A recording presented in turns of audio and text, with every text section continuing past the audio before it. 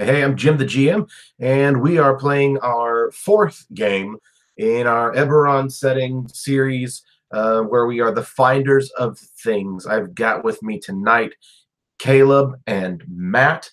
Caleb, go ahead and introduce yourself and kind of tell us a little bit about Bubani. Cool. Yeah. I am Caleb. I am playing Bubani Faraj. He is a shifter from the Eldine Reaches. Not as much dog and cat, a little bit more mouse.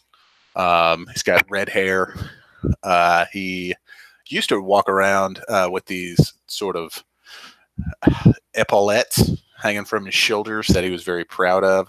But a while back, he had an issue with some sort of ooze monster that really did damage to him. So instead of messing up something that he's actually proud of, a cool piece of, decorative armor, he sort of traded that in. And now he's kind of got a just sort of draped over his shoulders with two straps tied on either sides, just rocking a chain shirt.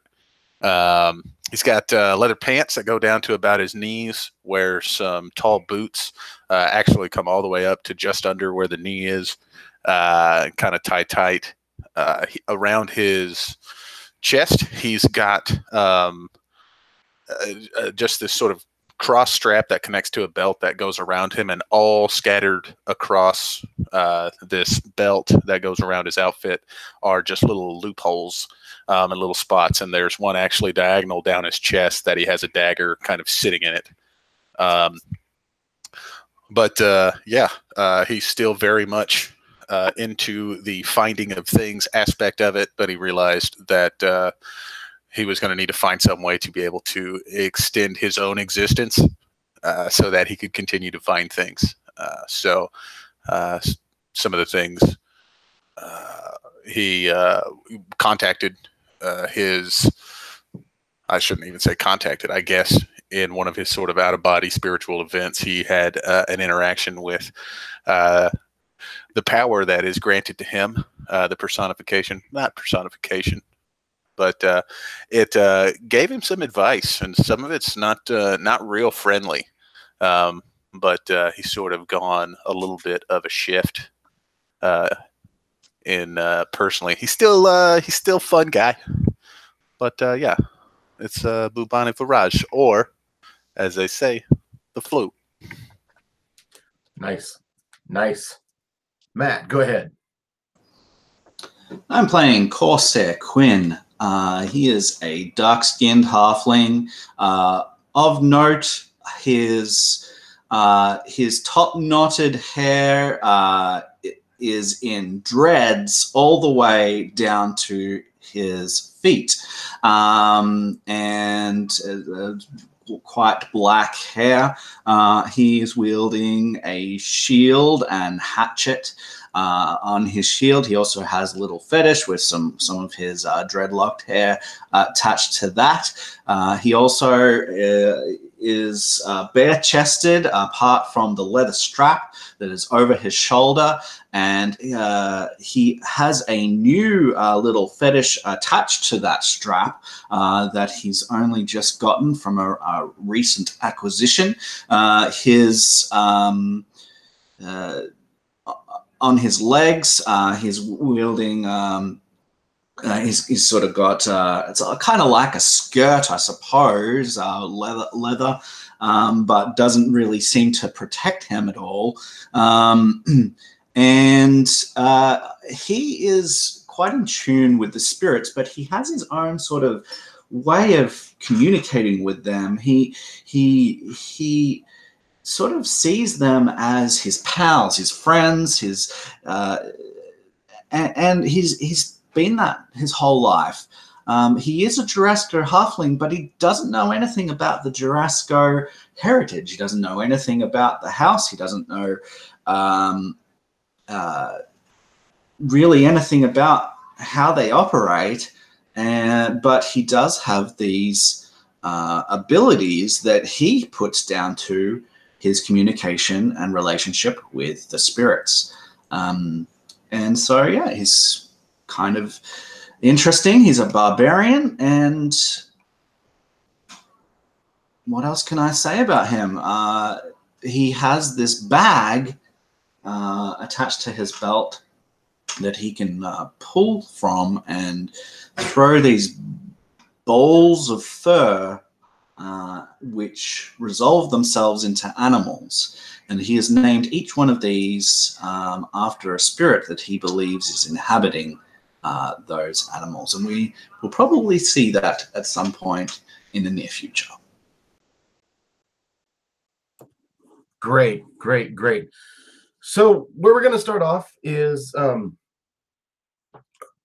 you guys are sitting around after a long day of work at you're sitting around at the line, specifically the inn, the line, and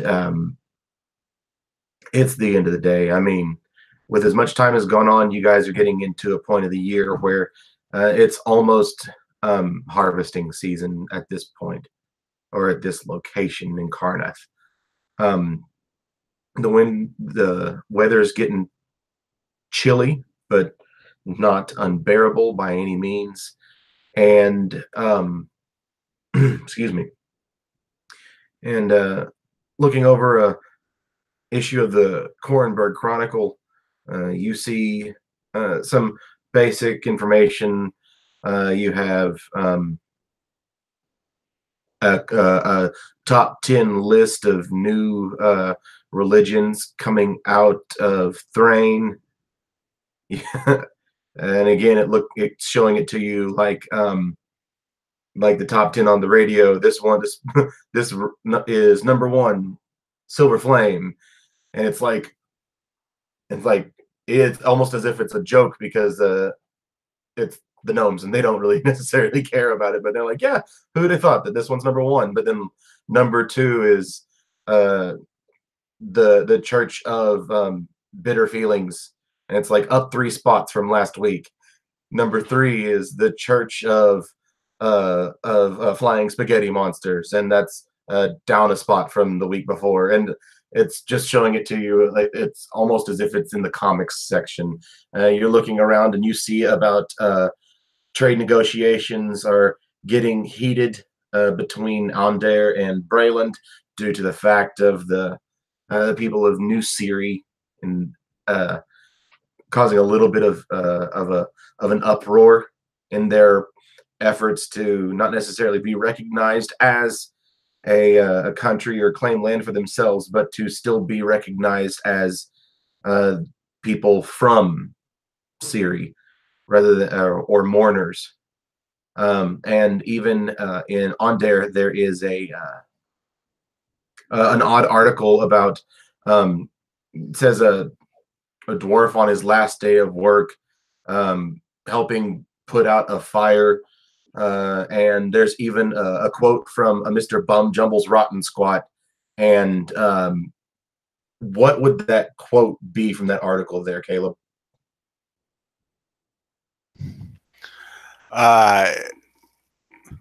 Yeah, I think the quote, it would be a question directed at him at so this was your last day, any thoughts? And I think it'd be, well, you got to get in there and you got to give it 110% for as many years as you can, and in certain cases that can be forever, but work forever, don't be forever at work. And I don't know. I'm very tired. And that's the end of the quote. And after that it says, Mr. Rotten Squat retired, did certainly retire. An unknown guard as yet to be identified was there to assist. And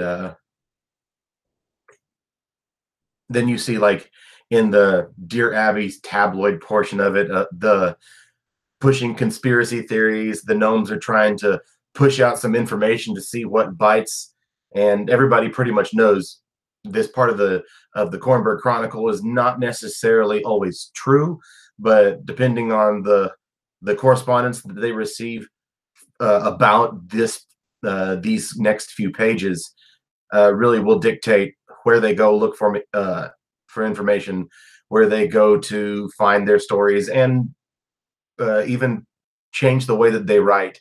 And part of what they find is this person saying, yes, so it seems as though the issue with Mr. Rotten Squat was not a one-off as could be told. Sources from all across the 5 nations, even out going further into the other outside nations, it is found that situations such as those that Mr. Rotten Squat encountered may not be localized. We'll keep you informed as we find out more. Tune in next week. And it's got it's all written in Comic Sans. They are being silly, fun, but it's almost like the silly stories that you get in weekly magazines. And everybody is enjoying themselves. You put down the paper and you guys begin to indulge. There's a new wine that has been bought, and the orc that owns the line is wanting to get y'all to try it. Everybody, he's bought a barrel of it and wants to see if it's something that they should keep going. And if everybody enjoys it, he'll start buying it. People will have to pay for it after that. But tonight, drinks are on the house, and you guys indulge to the point that you become fairly inebriated. And guys, really curious. In the moment of inebriation, it's late. You are one of the last remaining people awake. It's not necessarily closed down, mind you, but most of the others have gone home. They've got a long day of work ahead of them. What do you guys do? How does that turn out?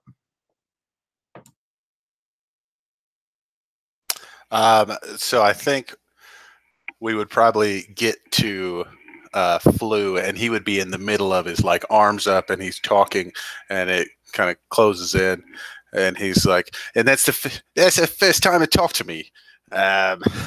It was crazy, right? We was trying to get out of the cave, and I just sit there, and we were both gonna escape, and we were on the way out, and then she tripped, she fell. It's crazy, right?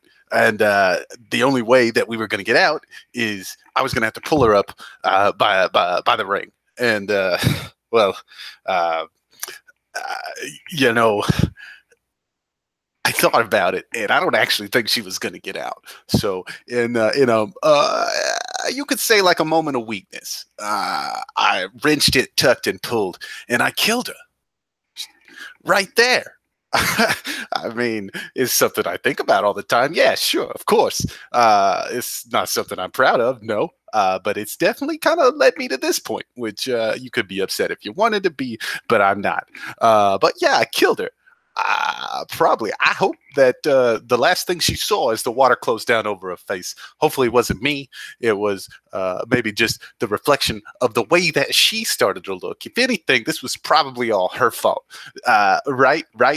And the camera goes, instead of looking at him in the face, it spins around, and there is a suit of armor that's crumpled on the ground that is just vaguely in the shape of a person sitting, and that's who Flu is talking to.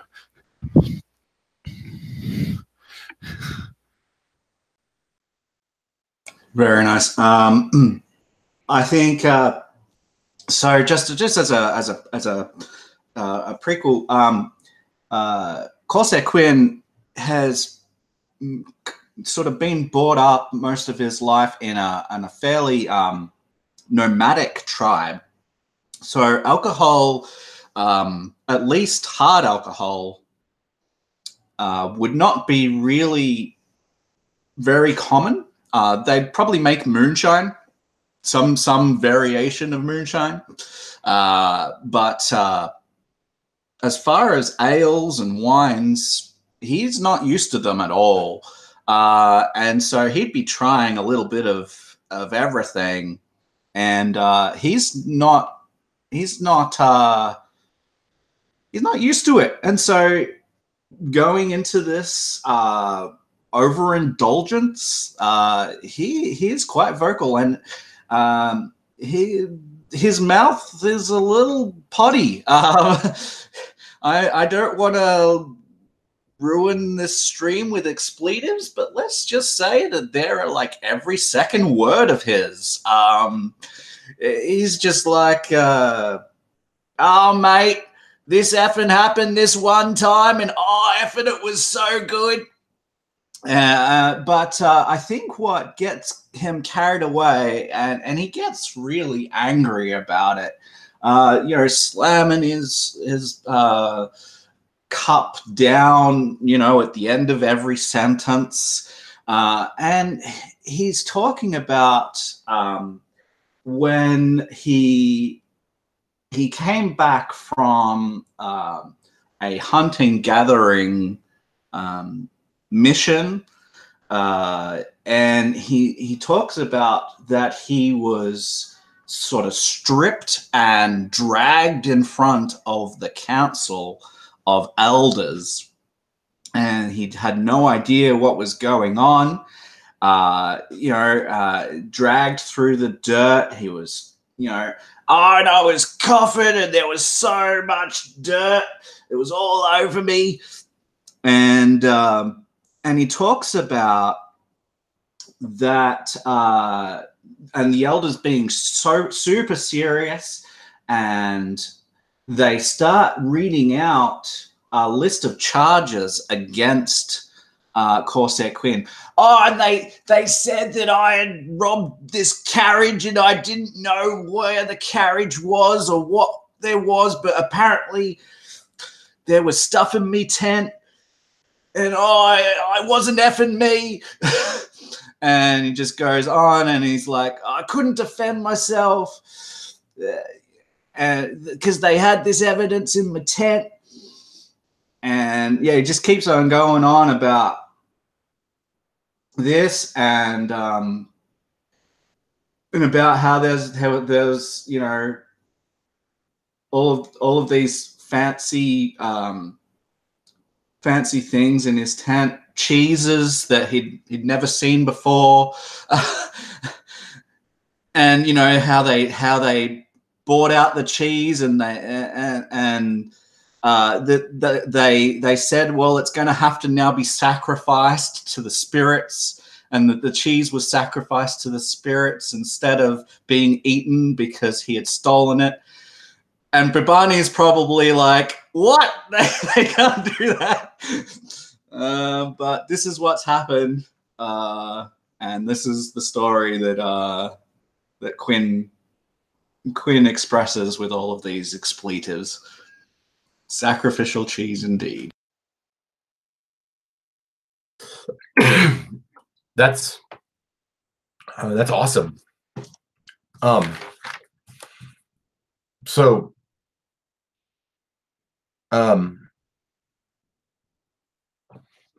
the morning comes and you guys wake up still at the line. There's since it's let's be honest, you guys closed down the place, and everybody thought that the wine was good, but you guys really finished off that keg, that entire barrel of it, that night, almost completely by yourselves. You are in the middle of a massive headache, but there is in front of you at your tables, there is a warm bowl of porridge and a couple of hunks of bread just waiting for you while you wake up to it.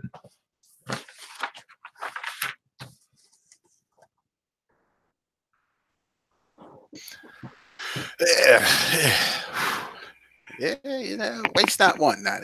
And he goes and he kind of sits down in front of the bowl, and he actually kind of from next to the table kind of messes around in his own pack, and he pulls a bowl out of it and sits it right next to his existing bowl. And the first one, he just kind of just lifts the bowl, You said it's super porridge. It's a porridge. Oh.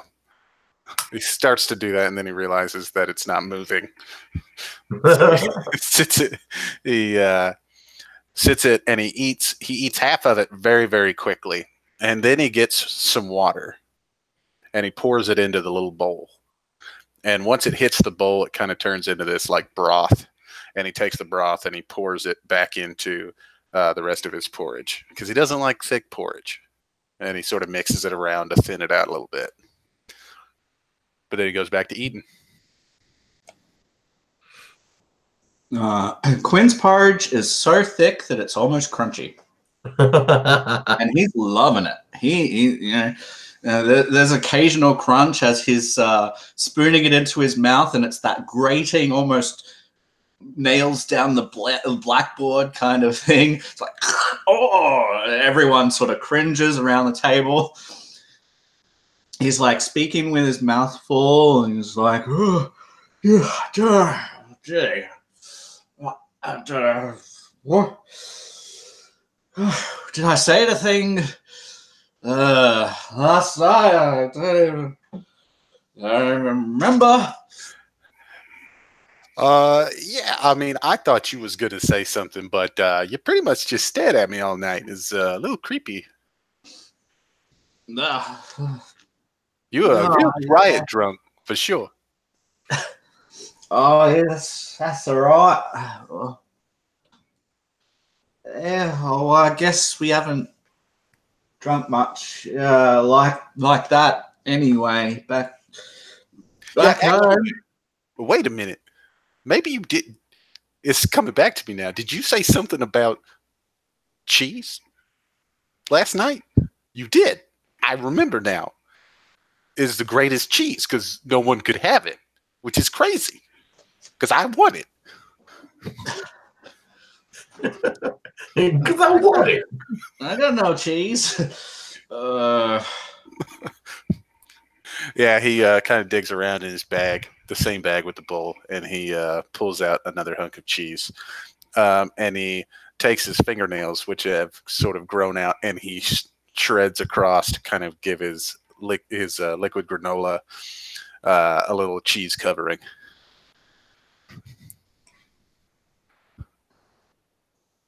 And what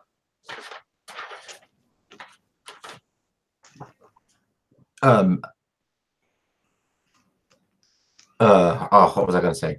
The door opens to the line, and it's a human child named Dravis. And Dravis just looks at you guys, sees you, comes over, and sees you just eating cheese and just spooning this porridge, and then just eating this crunchy porridge, and both of you, and neither of you look great. And he says, Hey guys, Zilch was looking for you. He said no rush, but he got a letter and figured, hey, maybe talk about it? Yeah. Well, I gotta go back to my chores. Good luck. All right. Just as a side note, for Bubani here, if you do at any point remember last night's conversation, you will remember. I didn't mention this, but he will remember that Quinn, every time he addressed you or anyone else, he would almost insult them, but it was like as a mate. Oh, you effing pisshead, like this, but it was not meant to offend. It was but in retrospect, it's almost offensive. If you do remember it, because when he's drunk, he just, it becomes very rude. Very rude. Yes. Very rude. Just Anyway, knowing this, so like halfway through a mouthful of porridge, he begins to speak in the part of the porridge, like comes out of the corner of his mouth. He's like, "Oh, yeah, we'll be there shortly. Just tell him I'll be there." Still, obviously, kind of affected. Flu is just looking at you, and he saw this, and Flu is a mouse, and he eats pocket cheese, but he's got this look of disgust on his face, and he just.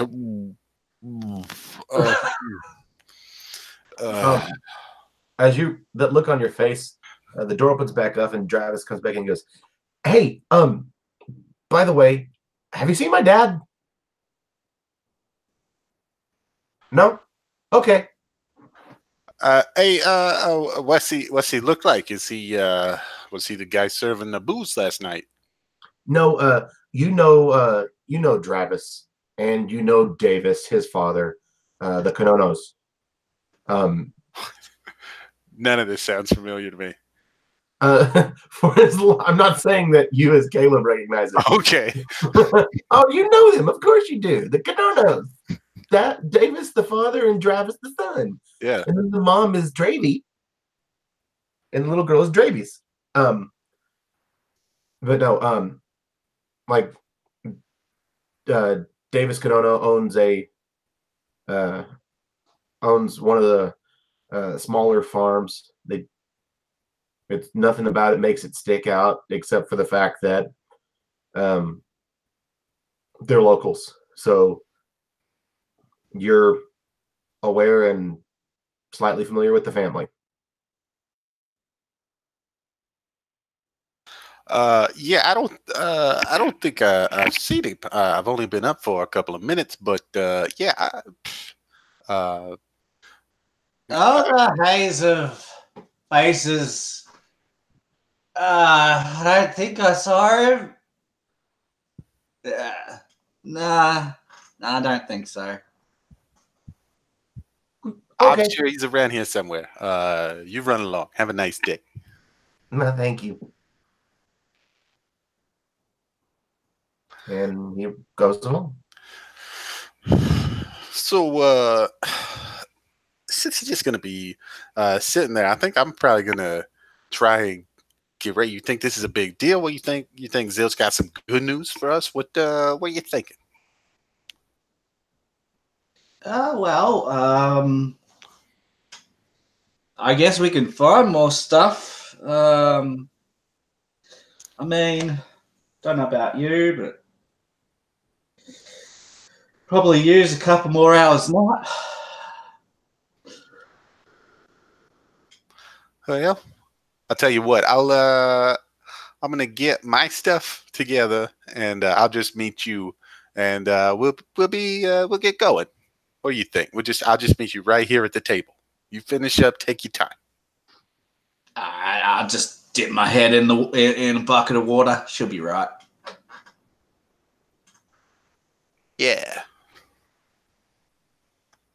So yeah. And I guess for the next 10 minutes, there's a big barrel of water, on the side, and for the next 10 minutes, you just amusedly watch as Quinn, the halfling, tries to gain foothold and scramble. And when he finally gets over, he's still too drunk to keep his balance, and so he falls in before being able to pull himself back out again. And he's like, I'm ready now. I'm ready now. I like to imagine Quinn doesn't wear a shirt. Yeah. Day-to-day stuff, but I like to think that maybe he sleeps in one. So he's sitting there trying to get the shirt off, and that's when he falls into it. Right. Splash. I'm ready now. Whoa. Pulls himself out, and he's like, let me get my things. And he goes and grabs his things, and he's ready to go. Cool. So you guys end up showing up over at Zilch's place, and you walk in, and about the time that you walk in, you're already able to have to busy yourself, Flu, because he's actually talking to a customer. This guy is not from around here. In fact, give me a quick investigation on him.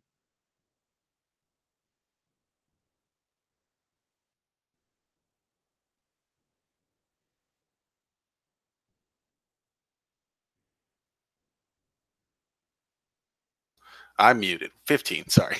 15. Okay. This guy looks, even though he is in traveler's garb, he looks to be from Brayland. And if looking like a traveler, that means he either took a boat south of the Mournland and then came north, which isn't necessarily the safest route, especially having to go through some Orcish territory and then through the Talenta Plains, or he's been traveling for a longer time, going north and then finding a way across, coming through Carneth. Like, the way he looks, he very likely could be, the purpose for him coming here was to get to this location. In fact, as you walk in and you start to recognize this, Zilch looks at you and goes, "Hey, will you help me tidy up around here a bit while I deal with this gentleman?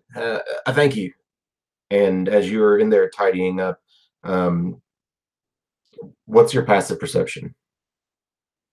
I'm looking at the wrong page right now. I know what your passive perception is. 14. So you guys end up, like, you hear him talking. No, sir. No, sir. No. Listen, buddy. I mean, I can do a lot. I mean, you know that. That's why you came here. I can do a lot. I can help you. I can get you what you need, but you can't expect me to have everything already. And the guy goes, "Look, I've come all of this way because I know that you got Samus this, and you got Devarin this, and you got Jamuel this, and you did," and he's literally listing these names of people as if he's like going through a Rolodex of like names that, the way that he says it, it sounds like everyone should know who these people are. He's doing some high fantasy name dropping. Exactly. And he's saying, and you got that ring that you spoke of for him within days.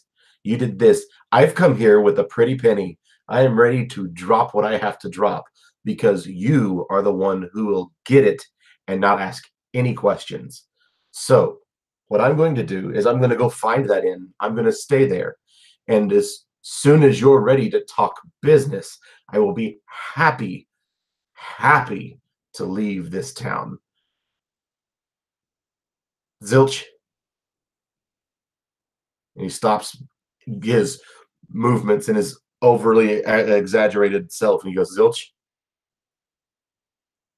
you owe me this."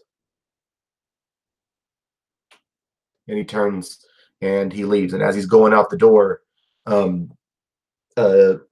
Quinn, you almost run into him. Yeah, and like because I almost run into him, he almost doesn't see me because I'm little. He's kind of probably looking up, and as when he does see me, there's a long trail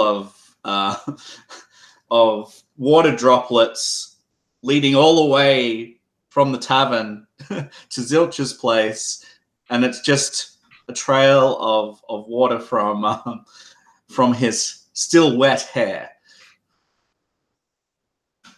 And Quinn sort of looks up. Oh, sorry. Excuse me. He looks down and he goes, "Oh, excuse me, friend. Sorry." Oh, you're right. She'll be right. And he moves out of the way and holds the door open above your head. Oh, thank you, sir. Yeah, no problem. I'm gonna just boldly stumble in to Zilch's. Hey, Zilch! Zilch!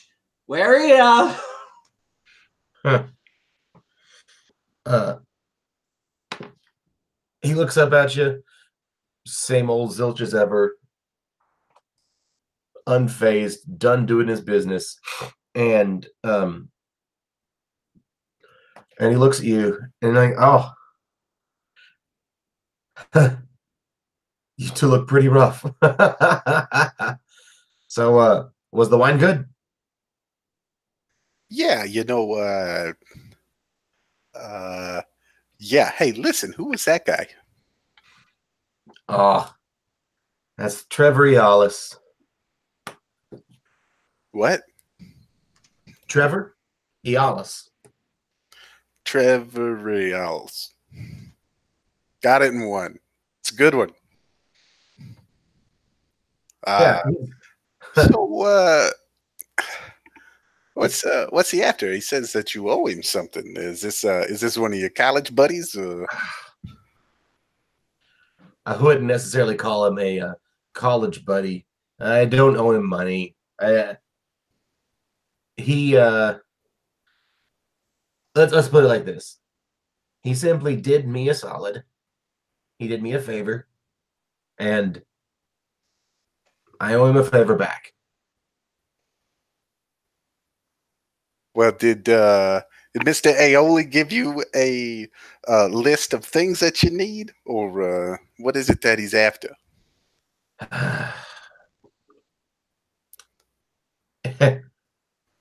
Never mind. Don't worry about him. I can take care of it. It's not like he needs anything. We can find something. Yeah, Mr. Island. For Mr. Island. Yeah, I mean, we'd help you out. Honestly, work doing what I need to for him is the easy part. I don't know how much you've been able to see with as busy as I've either kept you or as long as you've been gone out of here, but this is just the business. It's no problem. In fact, all he's really wanting is a specific necklace. I just have to.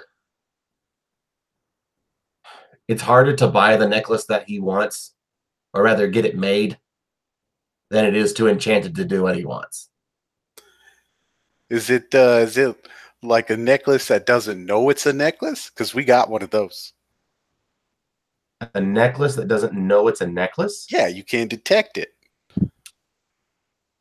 You had no idea. See, you didn't even know. And he pulls it out of his shirt and he's holding the little the brooch of non-detection or whatever.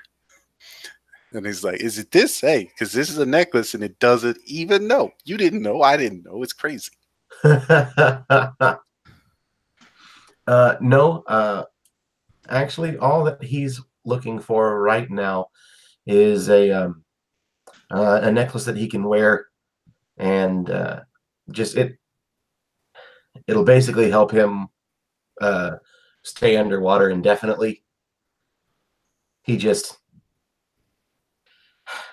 for it to be able to do that, I've got to find the right Cerberus shard. I've got to get it inlaid in the exact right way, and that just means I'm going to have to be in contact with a lot of people to get this job done for him. So, I mean, it'll take a lot more than just, I don't know, going out and finding something.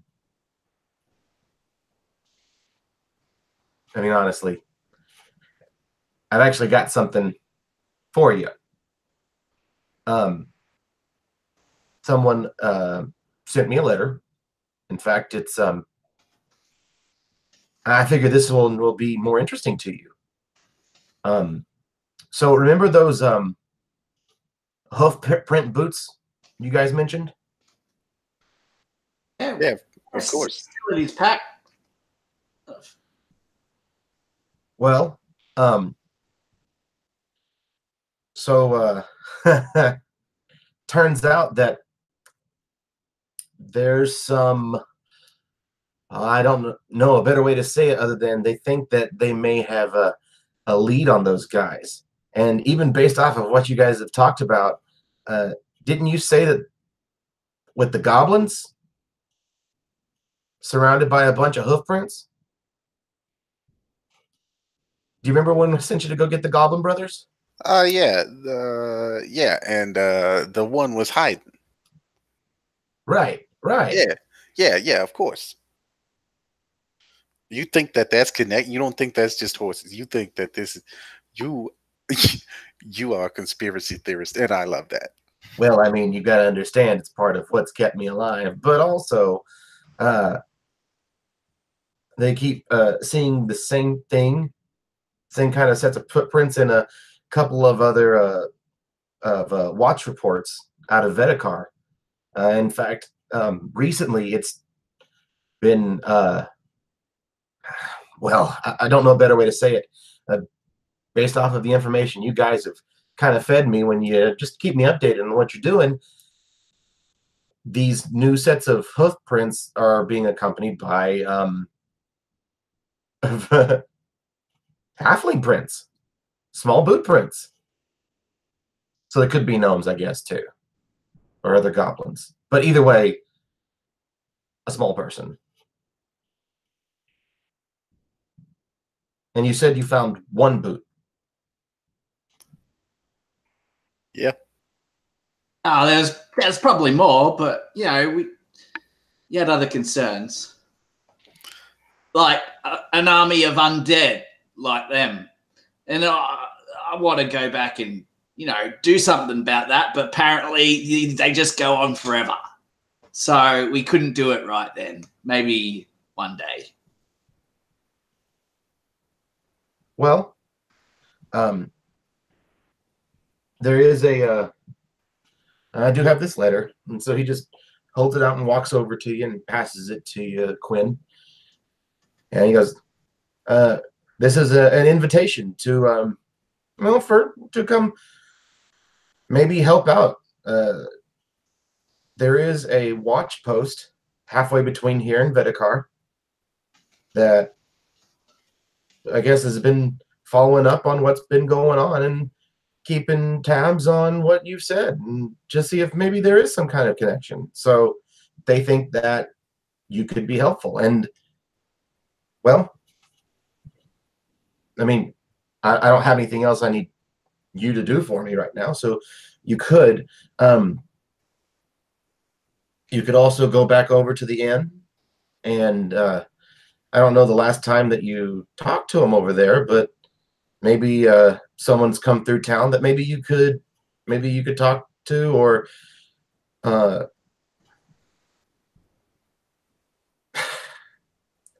I didn't want to say this. I didn't want to put it like this with you guys, but people are starting to know who you are.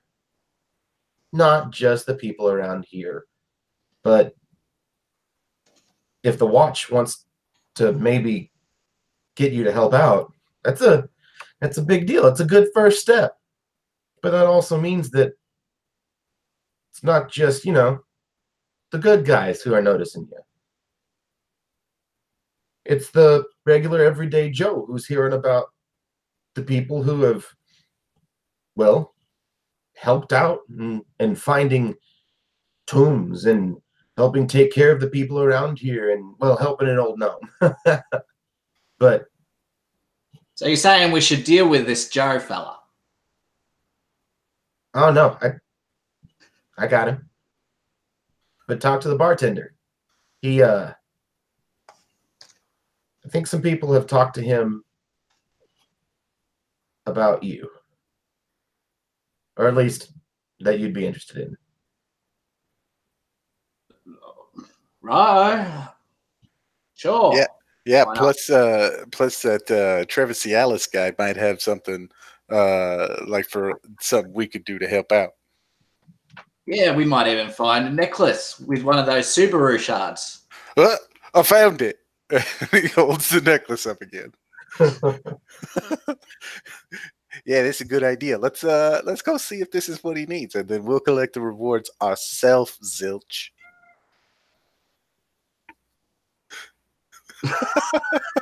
Dude, we're still drunk or hungover.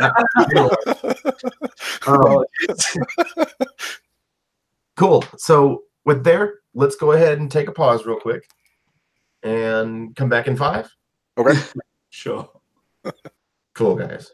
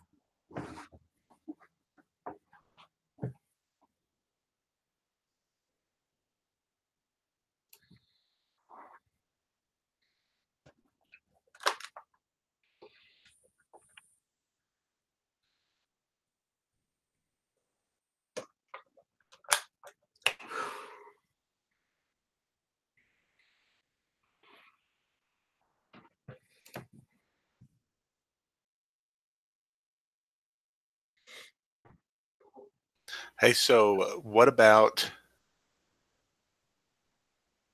being able to spend a hero point to be able to hmm, to push the summoning of my pack blade to a bonus action? Is the summoning of it and just an action? Yes. Actually, let me check. Or actually, if you would like to check, because I may not have quick access to it, the improved packed weapon.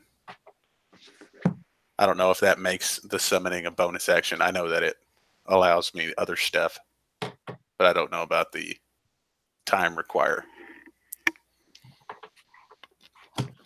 Okay, yeah. I'll take a look at it. Cool. I'll look at it right now too. Just, okay. So then, yeah, go ahead. While you're taking a look at that, you guys are headed back over to the line. Yeah. All right.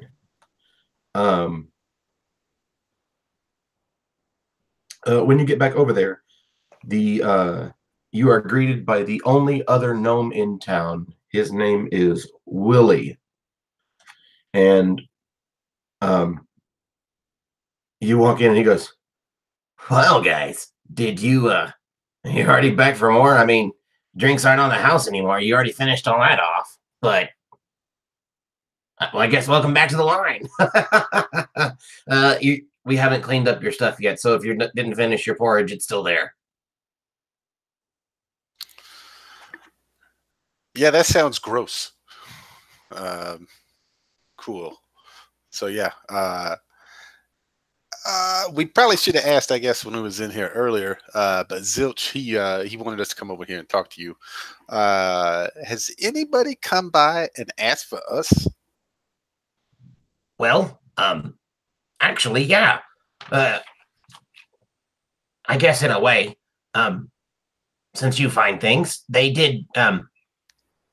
They said that they're needing some help. This lady came by and she said she needs help finding the person who she said they were sabotaging her work. She said she lives in the woods east of Vedekar. I mean, if she's coming this far, it's either because she's heard of you or she's casting wide nets because that's like 8 days away, okay? But she lives in those woods east of Vedekar, and that it can be tricky to find her place if you want to do that. In fact, hold on a second. And he looks down behind the bar. He goes, "Oh," steps down, runs around. You hear him running behind the bar. He comes back up, and he's holding a fistful of pendants. It just looks to be like a ruby quartz the size of your thumb flew, and it's on a very small gold chain. And she says that Willie says she left these, like a few of them for uh, anybody who would be willing to help her. I mean, she said that all you've got to do is put it on and it will guide you to her place.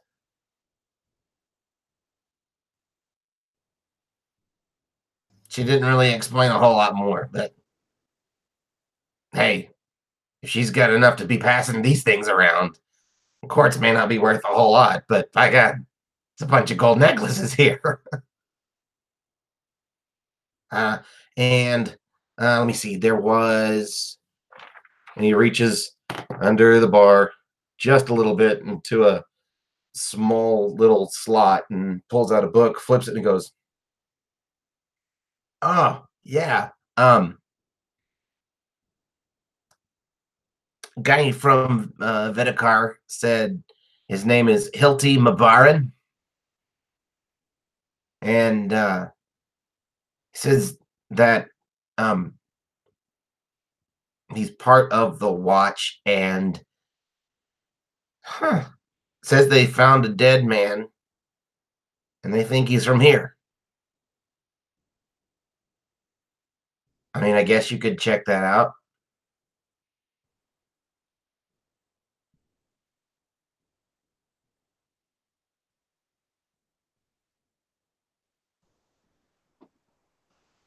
All right. Well,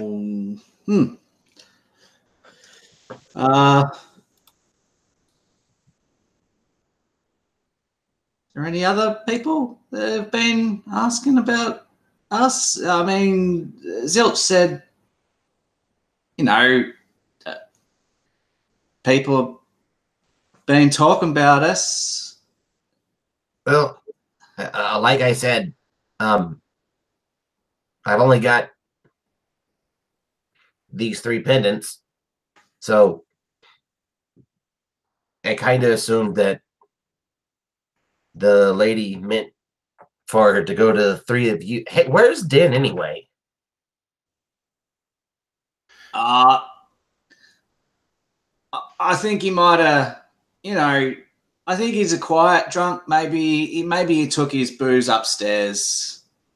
Oh, well, Probably still flat out, yeah. And he goes back to that down, flipping a couple of pages. Oh, lady's name was Trella Hayek. That's the one with that gave you these things to guide us there. Yeah, I mean, if you want to take Din's with you, I mean, I don't mind if you guys want to sell it or split it, but or leave it for him whenever he wakes up. I mean, didn't just in case. I mean, as you know, we like to travel together.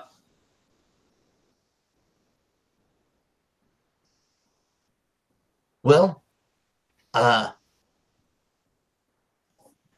he'll put them on the countertop, and I'm pretty sure that these are for you. And if at this time of year, I don't know how many other people would be able to leave the line to go check up on I guess our supposedly dead citizen. Yeah. But yeah, you And guys, if you're not doing something for Zilch already, I mean, it could be real good. And these are just gold necklaces. What he's given us? Gold necklaces with a long piece of ruby quartz crystal. Oh, so yeah. Are these Subaru shards? I think they're just quartz. Wait, did you say Subaru? That's what he said, right? Looks over at you. Don't you mean Sybaris? Oh, Sib. Yeah, that one. These Sybaris shards? No. These come from the ground. Well, I guess Kyber shards come from the ground too. This is just quartz. The quartz comes from the ground too, right? Yeah. Oh, well, they both come from the ground. The silver shards come from the sky. Ah. Right. Gotcha. Like, you mean like rain? They fall like rain? Is it rainy? Is that what you mean? There's that in the sky. It's a giant ring, and sometimes crystals fall from the ring. Yeah. Those are Sybaris shards. All right. Okay. Right on, man. Okay. So we just need to get to that ring, or just get a net and catch them when they fall. Yeah. I thought we was messing with him, but I think he's serious. Anyway, so well, I appreciate it. There's a guy staying here. He's friends with Zilch. Colonel Capicola, I think's his name. What room could I find him? Sorry, sir, we don't have a cup of cola here. It's the best. The laser show. You know what I'm saying. No, Okay. I'm sorry, I don't. Very good. Well, you should have just one new guest. Who you think that is? Who is it? Where's he at?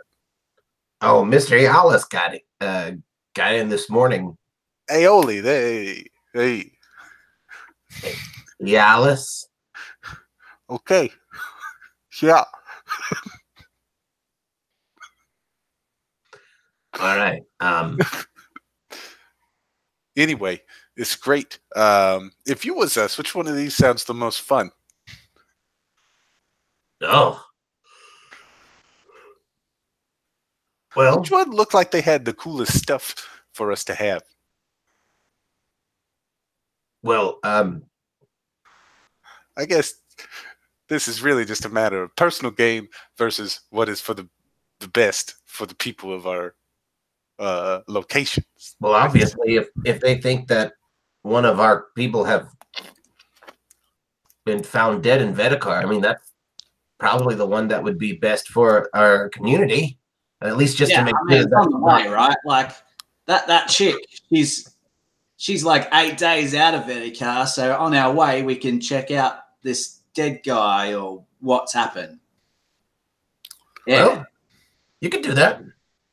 I feel like maybe what we should do is go see where the necklaces take us and then hit that up on the way back so that we have the most up-to-date information. But that's like a fortnight of travel, and probably whoever killed the guy is long gone by then. So where you guys are, like again, and with your map drawing and your studying of what's been going on and trying to keep track in your head of your new location there, Flu, you know that Volyar is actually about a day, 2 days away, depending on how you go. But if you follow the road from there to the northwest, that's where you get to Vedekar, one of the largest cities in Karnath. And then it's only about a day and a half, 2 days from Vedekar to those woods. It's in the woods, huh? That's Trella Hake said that she lives in those woods. Yeah. I think that would be I think that's a reason why Flu would be more interested in getting there sooner rather than later. Because he is not he's from the Eldine Reaches, and around here there's not a lot of forest, so he's a little homesick, and that seems more interesting. I hear, but dead guy. Yeah. You're right. I was just saying. Maybe next time. We'll maybe get next to time. You'll be right. Yeah. No, it's cool. You're right. So yeah, I think we would, unless there's anything else you wanted to do. I didn't really want to talk to Cialis or Yalis. I mean, it's none of our business as far as Quinn is concerned. Yeah, at least right now, like right. We don't have Unless anything to do. Find something that matches this description, then for sure. But yeah. So yeah, I think we're gonna head to Vedekar to the Watch and see what we can't do. Before we go, can we do like a group investigation to see what we know about who's not here that should be here, and then we can find out, kind of take inventory or take a head count, so that way when we get there it'd be easier to say, oh yeah, it could be one of these people. Yeah, and something to also remember is that about halfway between Volyar and Vedekar is that watch post where they think that they might have some information, or they think that you might the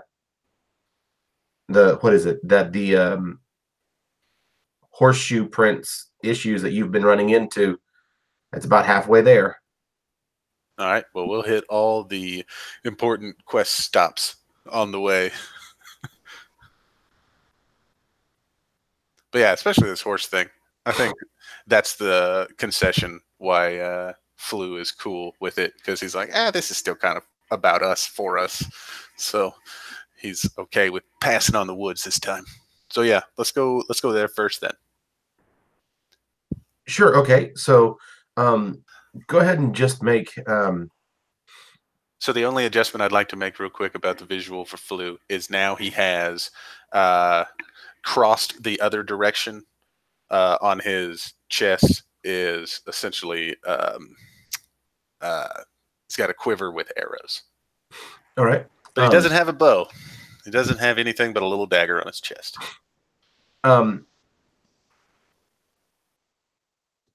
So as you guys are kind of walking through town, getting your quick, doing a quick like head count, talking to people, doing your investigation, go ahead and make your investigation roll. Since you're talking about, you can either one of you roll with advantage, or both of you can make a single roll. You can roll with advantage. It's not something that Quinn's right at. He's just going to help rustle up some people to talk to, and he's going to like incentivize them. Yeah. Well, I think that Bubani's mind starts kind of working in a different way, where he is like, okay, well, if we're popular outside of this place, these people must like at least like us, right? So I'm sort of leveraging, hey, go gather people up on that side of town or whatever. And so he's off using his like local hero, hey, you all come over here, follow me. And then it's easier to question people. So that's how we'll do the advantage part. All of that to say, I got a 14. All right. Yeah, nobody is saying anything too big of a deal, but like nobody's like, yeah, you know what? Like nobody's mentioning anything to worry about. But you do, again, when talking to Travis and his mother, they do mention that that Travis's father, Davis, should be back by now. Ah, shit. I didn't know who he was. Now the stakes are so high. Okay, so I think that's at the front of his mind, feeling a little guilty. Cool. What does he look like, kid? Yeah, what'd you say? He's your grandfather? Oh, father. Sorry.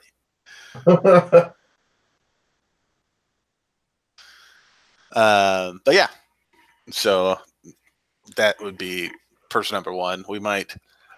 I might think of some of the farmers that come in and trade for like feed and stuff like that. Yeah. Maybe one or two that I hadn't seen or something like that, and just kind of keep those people in my mind. But I'm definitely focused on Davis. So yeah. Okay. Yeah, you don't have to give me those names unless it's relevant. And maybe it becomes relevant later, but don't worry about it right now. Okay. But yeah, so that's where we're headed. Cool. So, as you guys are headed out of town on horses, again, people are happy to let you borrow horses. You guys have been real good at bringing them back in the same condition, and people around here are like, if you guys are becoming a bigger deal, there are some people who, for selfish reasons, may want their name to be attached to yours somehow. Be like, hey, you remember when they were here? Yeah, I helped them. Yeah, we were friends. They used my horse. Or even just as simple as, yeah, you can borrow our horse. Hey, would you let us, like, if you see our dad, would you tell him to hurry up? Or even the goblins. Turns out they're heading that way. You could ride with them if you wanted to. However, you know that with them, you're going to be making some stops. But just for the sake of knowing how do you intend to travel to Vedekar? So I wouldn't want to ride with anybody else. I think we would want to.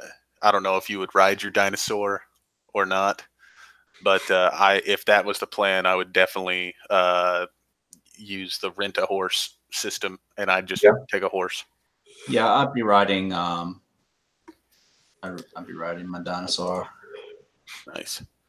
Okay, so then also if you were off of the roads, going straight to Vedekar without going first along the main road to Volyar, you could probably shave a day off of the travel. However, the roads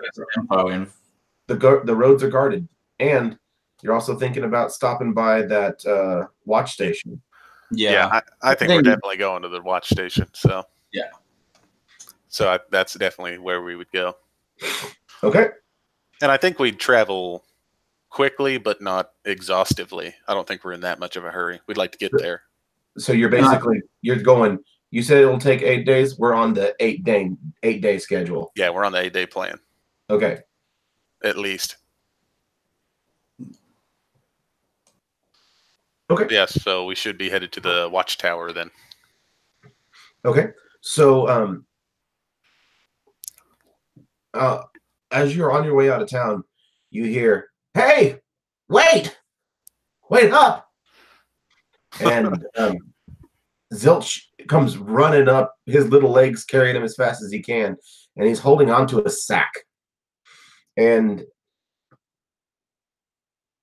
he comes running up, and he goes, "Here!" And he tosses it to you, Quinn. And he goes, "This is for the both of you. Share it however you like. I don't care. But I just want you to know I feel a little bad. You guys have been helping me a lot.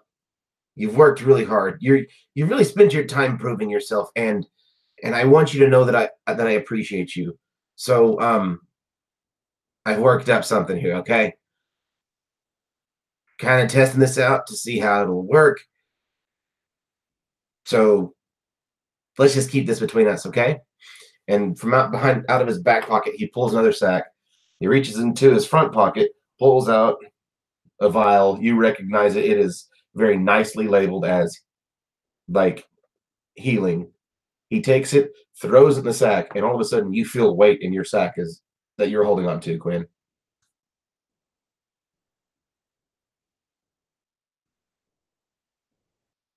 The sack that I'm holding onto? He tossed you a sack. Oh, okay. And as he throws that thing in there, you don't see it hit the bottom of his. You see, like, there's a jerk on your sack that you're holding on to. Oh, Quinn loves this. It's like, "Oh, man, you see that?"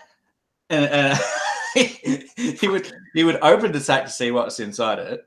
And on the inside, it doesn't look like anything special. It looks just like a sack, but there's a healing potion in there. He's like, "Oh," he takes the healing potion and he throws it back into the sack to see if it teleports back into Zilch's. You watch Zilch's sack go. "Oh, man!" He says, "I'll check it every couple of days, but so far I've only been able to get one item to pass through here. Do understand that if you put anything in here, you won't have access to it. If I see something that's in here and realize, like, I'll check it, yeah, but if it looks like you put something in here on accident, I'll put it back in, but I can't promise it'll be immediate, so you might want to be careful." I don't know how far this reaches. I've spent a lot of effort on it. I'm pretty sure that it will go to Vedekar. I hope we can test that out. That'd be good. Sooner or later. Yeah, but there's one, and he takes it. He takes the potion that you tossed to him through the bag, and he'll toss the healing potion to you, Flu. He'll pull out another one, throw it in the bag. You fill it in the bag now, Quinn. He goes, "There's one for both of you." Yeah. Let me know how it works. Oh, thanks, Zilch. You're a pal. Yeah. And literally the sack is only slightly bigger than a coin purse. So not even as big as a human head. Wonderful. Well, anything else I can do for you guys? Well, we thought we might have come across one of those shards, but turned out to be just quartz. See? He goes, he'll come over to it, hold on to it. Huh? Okay. This is nice. This is nice. It's a bit of a guiding spell to it. So hope whatever you're doing with it, it works out for you. Oh, thanks, mate. All right. Well, you good, Flu? Yeah. Yeah. You're the one that stopped us. Good. Okay. We're gonna go now. Okay. Yeah. Is there anything else? Hey, if I see Din, let me just send him your way. Yeah, just yeah, if Din wakes up, throw through or yeah, throw something of his through the bag because we'll feel it. We'll check it out. We'll know that that's what's going on. We'll throw where we're at back through the bag, and then he can just come to there. Well, remember, if something's in the bag, I can't throw anything to you. Ah, all right. Well, So we're probably gonna keep the bag empty, I would assume, in case, for emergencies. Right, absolutely. I mean, I hope so. And like I said, I'm not checking the bag all the time. When I think about it, I'll check it. Maybe send you something else through it, but you let me know, okay? Yeah, all right. I mean, Bye, Zilch. Yeah, it's you gotta let us go here. The quest is the other way. Zilch is looking at you going, like, literally in his mind, he's going, I don't think you realize how potentially powerful of magic is on this. All right. Good luck, guys. And Bubani may not. That's probably why it's like, okay, we're leaving. And you do. You start your ride. You're doing great. You make it to Volyar. You're able to stay for the night for a couple of silver, no big deal. Restock up and head off to Vedekar. Along the way of Vedekar, you end up traveling about 3 more days, and you know that you're coming up on about where the station should be. With your passive perceptions, and you're both also able to you notice something odd. In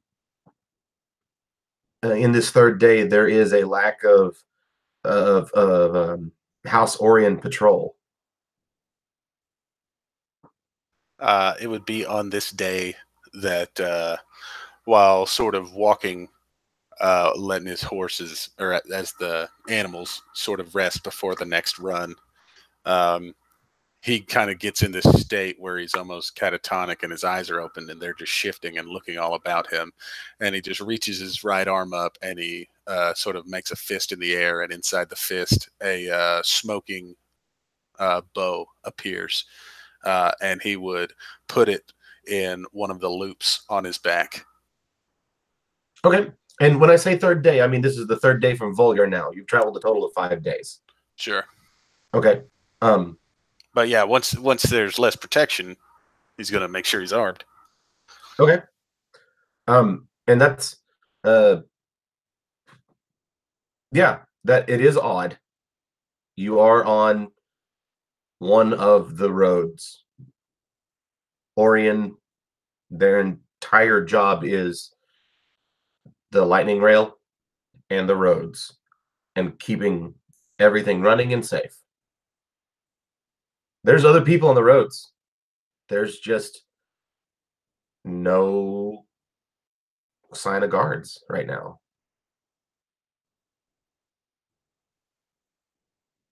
So at any point, do we, considering the few guards, do we see anywhere where there's like heavy horse traffic? all over this road, dude. Right. I mean, is this road being okay? Oh, you mean like currently? Yeah, I would just say if it's indiscernible, that's fine. I just didn't. I thought that maybe this was not being traveled near as much as it sounds like it is. Oh no, you are definitely. You're. It's not like, oh, every once in a while you pass a horse. Like, no. There's like you pass people enough to go. It's definitely not an interstate, but it's also not County Road 2. Sure. It's like driving at 6 a.m. through town. There's people, and you expect people. It's just not. It's also like you're not seeing cops at 6 a.m. Yeah.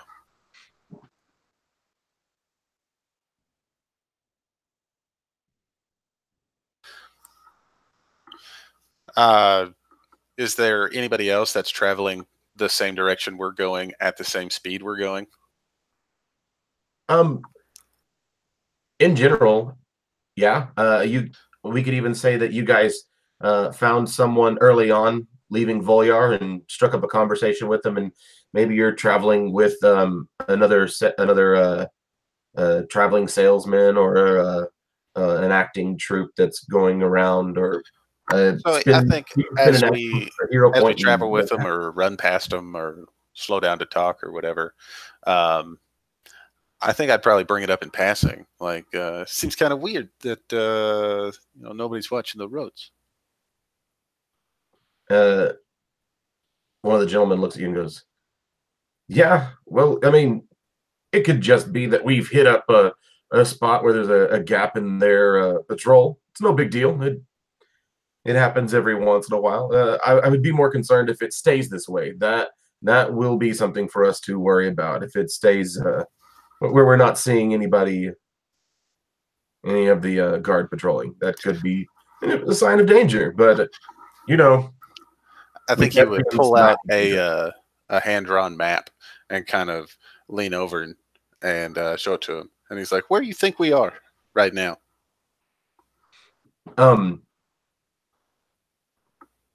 Yeah, he looks at the map and he says, somewhere around here in this area. And he points to around halfway between Volyar and Vedekar.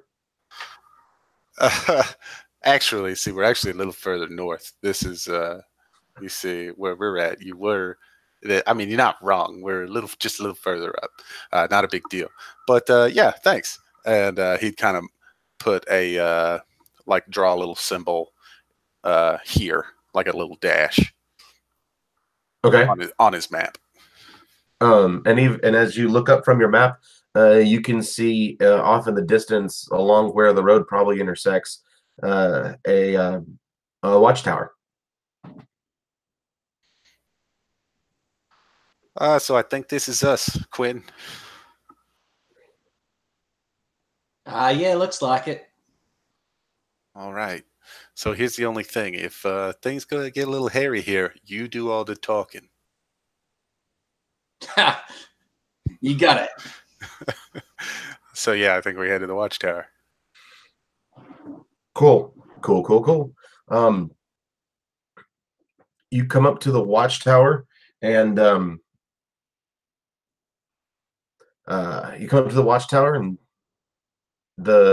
it really looks more like a small flat box of a building compared to a tower.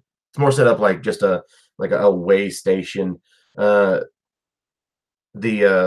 windows are currently shuttered from the inside, doors shut, and there's a man up on top with a bow, just watching the roads from where he is, dressed in the House Orion watch uniform.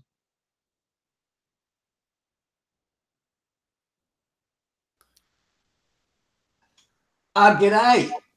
How's the watch? Oh, hey, hi. Everything's been pretty quiet lately. My name's Quinn. This is Flute.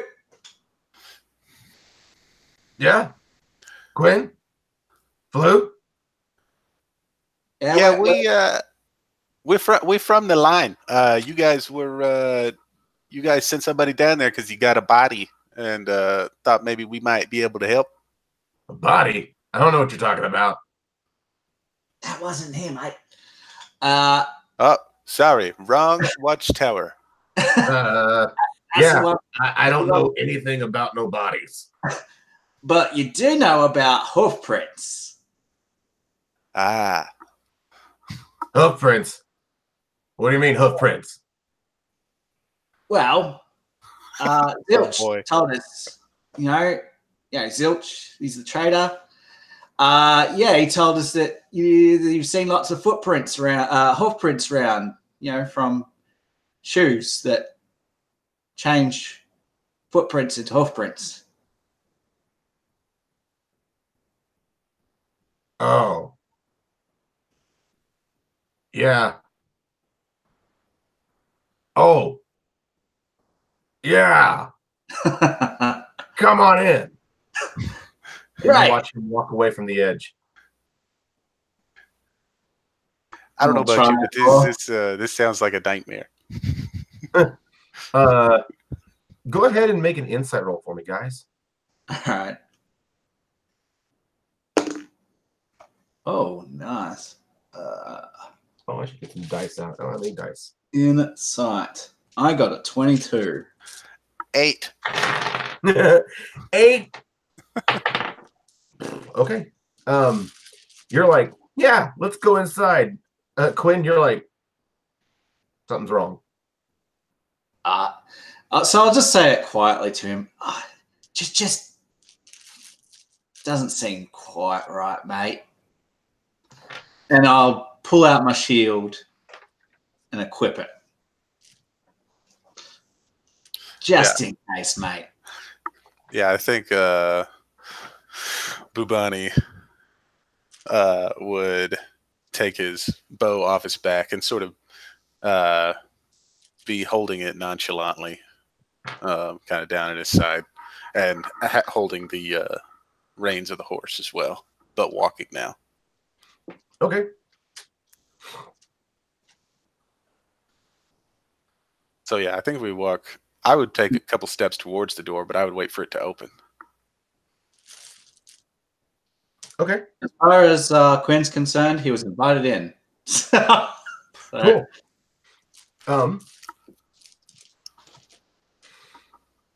So you guys just walk in the door then? That's what we're looking at. Quinn would. Quinn would?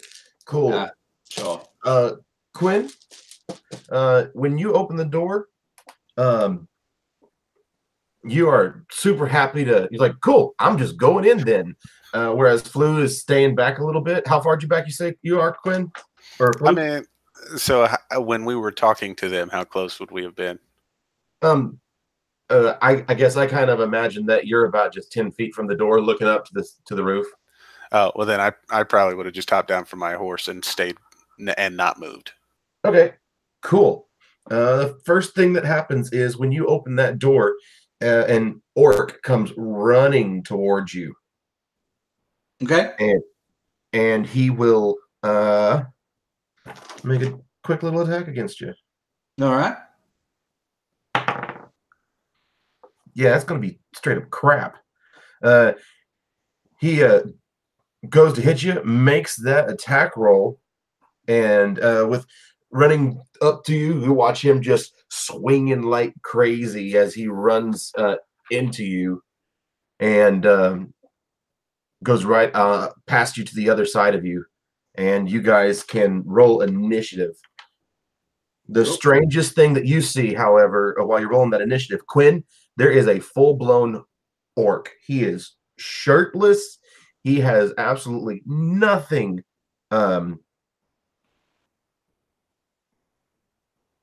Wait. Oh, he is shirtless. He looks completely unarmed, except for this entire, looks like strapped to one arm, an entire just metal, a metal piece of armor just from shoulder to hand. And you can see the straps going across his chest, hold it there. But oddly enough, there are also these other straps that don't look attached to it that you're like, wait, it catches you off guard. What's that? Whereas what you see behind, what you see, Flu, is strapped to his back is a halfling, sitting in what looks to be a makeshift type of harness for him to ride in.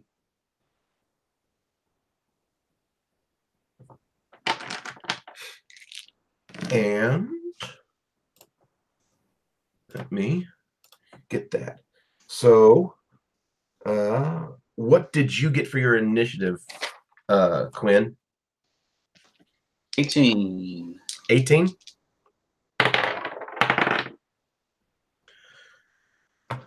All right. So,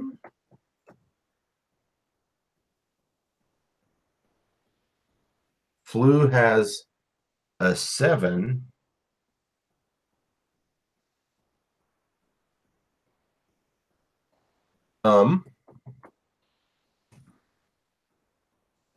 And all right.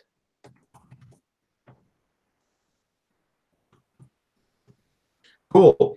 Seeing that, the coming back up, the first one to go is the orc, and the orc, still seeing you at that door, he's feeling confident and begins to swing at you again.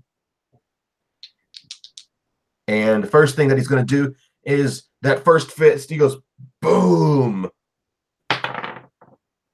and that's not any better. So it's he swings at you, and you watch as he punches out part of the door frame, rears back, and he's going to make a second attack against you.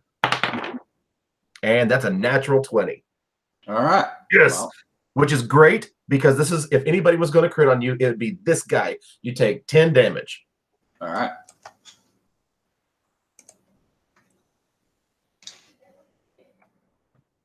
Oh. And that's all that he does. Next is Quinn. Quinn says, "Mate, that was just rude. The spirits will defend me." And as he says this, he pulls the shield too. He's still equipped, and there's just this sort of shadow that hangs over the hair that's hanging off that shield, and he's going to make an attack with his hand axe on this orc.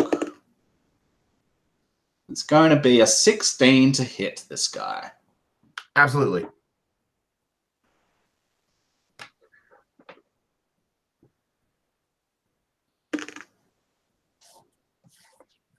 And it will be, sorry, the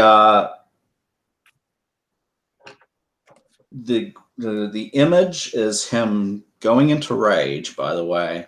So it will be 7 points of slashing damage.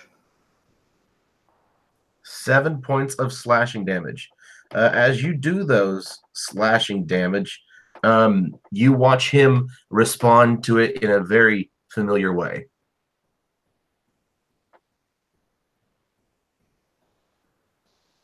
So, and as my weapon hits into him,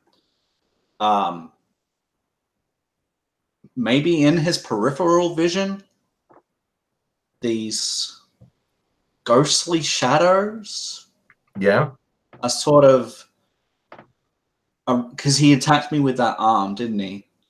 A sort of around that arm. And they're like, if the guy moves the arm sort of away from Quinn at all, these figures kind of move to stop it moving away from Quinn. It's not a physical thing, but basically, until the start of my next turn, he has disadvantage on anyone that isn't me because of those spirits. All right. And then it's time for the halfling, since since you're his target now and you're adjacent to his buddy. You watch as that halfling reaches over his shoulder and pulls out a light crossbow, and almost like reaching around his head goes and shoots at you. Okay. So he's at a height high enough that he doesn't get disadvantage on a ranged attack, or no, he's still got disadvantage. Okay. And that's only going to be a 12. So he is going to miss on that attack. All right. And you hear him go, "Hey, buddy, got one behind me."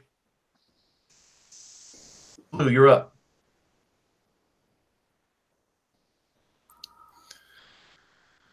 I think I am going to.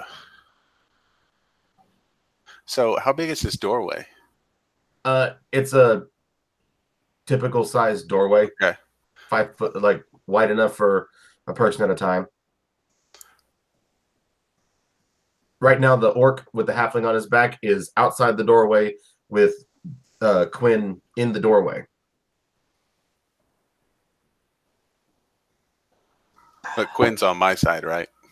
Quinn's closest to me. No, the orc came past me when he first attacked. Ah, okay. That's why you can see the halfling on the orc's back. So does that make him within 5 feet of me?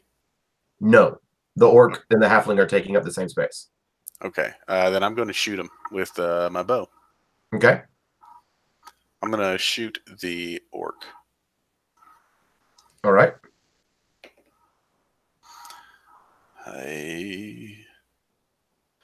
15. 15 will hit it. All right. Of course, it's the only one I didn't grab. Oh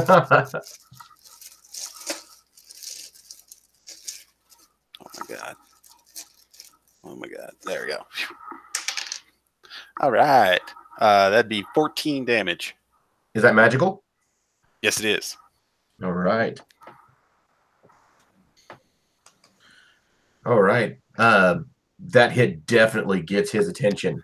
I'm going to, as a bonus action, shift. Okay. And then coming up from behind you, you see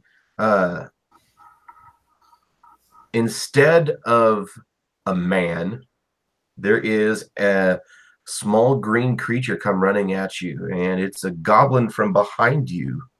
There, Quinn. And that goblin comes. Let's see, which one am I looking at? The first thing he does is he casts a spell, and I'm going to need both of you to make a save for me. He casts Bane on the two of you. Okay. And I think this might be the first time ever in the history of me playing this game that I've cast Bane. It's a charisma save. Cool. Charisma saving throw. And that's a DC. Let's see, what is that? It's a DC 14. Fail. I got a 14. Okay. So then you're going to save their flu. But Quinn, you roll that D4 and subtract that number from attacks and saving throws. Okay. No worries. And you watch after that happens. The goblin runs back toward the back of the building the way it came.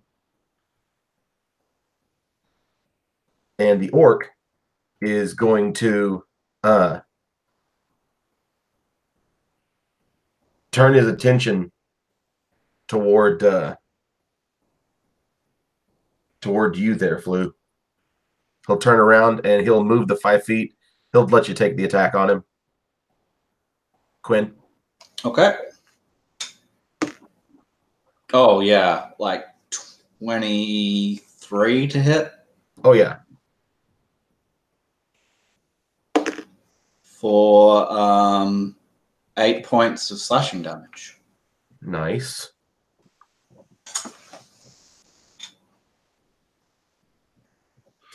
He's definitely bloodied. He's looking bad. He's going to swing at you there now, Quinn, or you, Flu. With And disadvantage. say what? With disadvantage. That's right. That's a 20 and a 16 on the dice. So Okay. not a crit, but it's a total of 21 to hit you. All right. So you're going to take literally from, as he just rears back and punches you, you just take 5 bludgeoning. You'll take half of that damage. Because the spirits sort of intercede, and some of that blow gets deflected by them. I mean, he stops and looks at himself for a minute. And he's ready to rear back and do more to you. But, Quinn, it's up to you. Okay.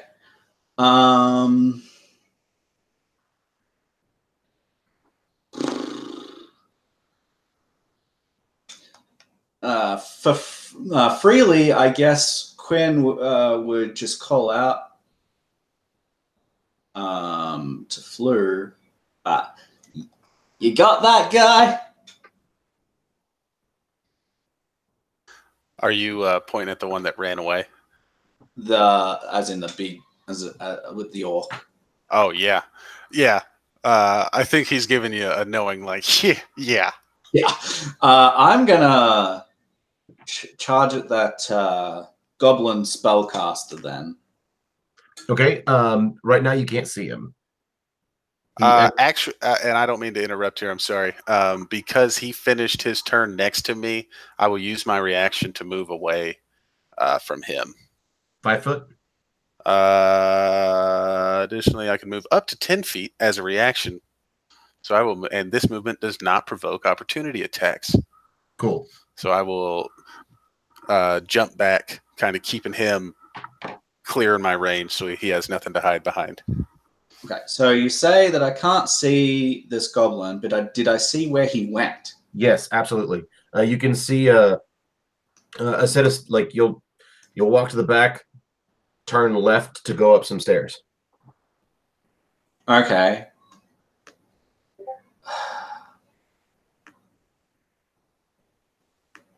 So how far have I just moved to get to the foot of the stairs? It's only about 15 feet. Okay.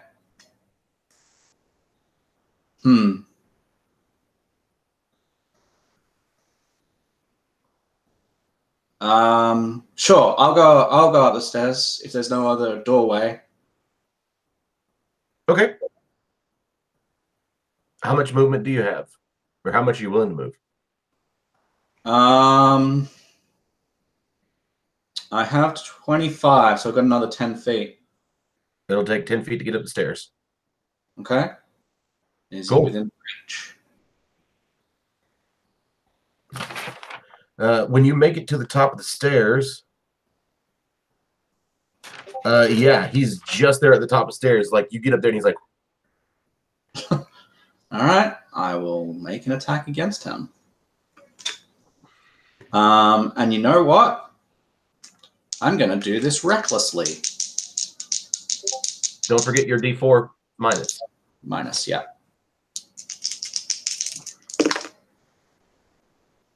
Okay.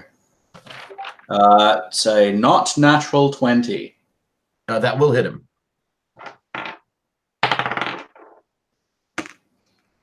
Max damage of 10. Nice. And it sustains for at least one more round. Barely makes that save to continue concentrating on the Bane. Then it goes to the Halfling. The Halfling is going to look at Flu, and he's going to take a shot at you with the light crossbow. I would like to just interject here. I've given them an opportunity to run away. Because they could sit there. If they're trying to run away, this is their chance. He can't. He's riding the orc right now. It's a 16. What's your AC? My AC is 15. Do you want to use a spell? No. Okay. Then, sweet, you're going to take a whole whopping 7 points of piercing damage from the halfling.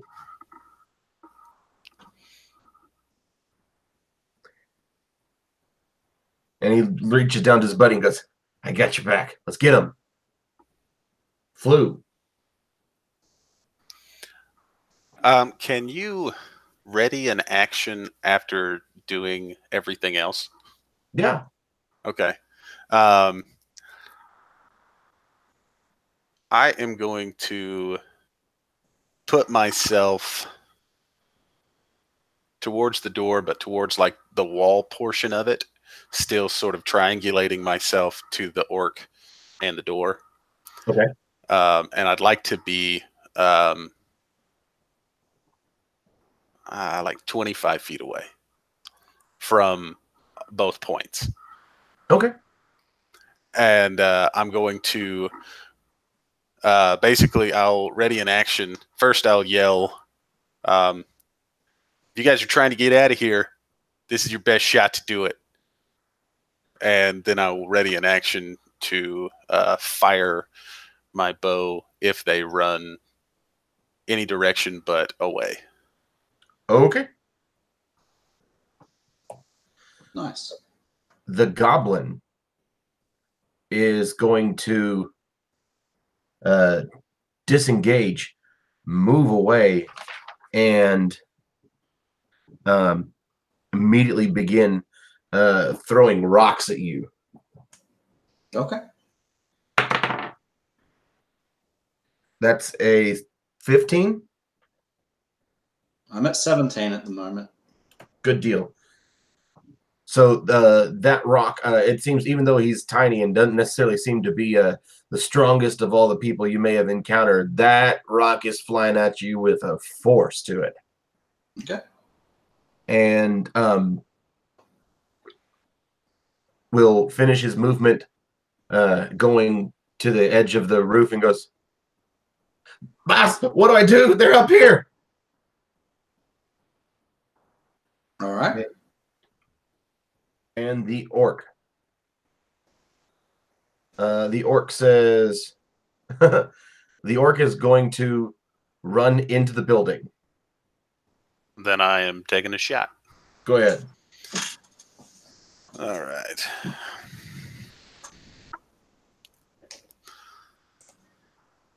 Let's see. That is an 18 to hit. 18 will hit him. All right.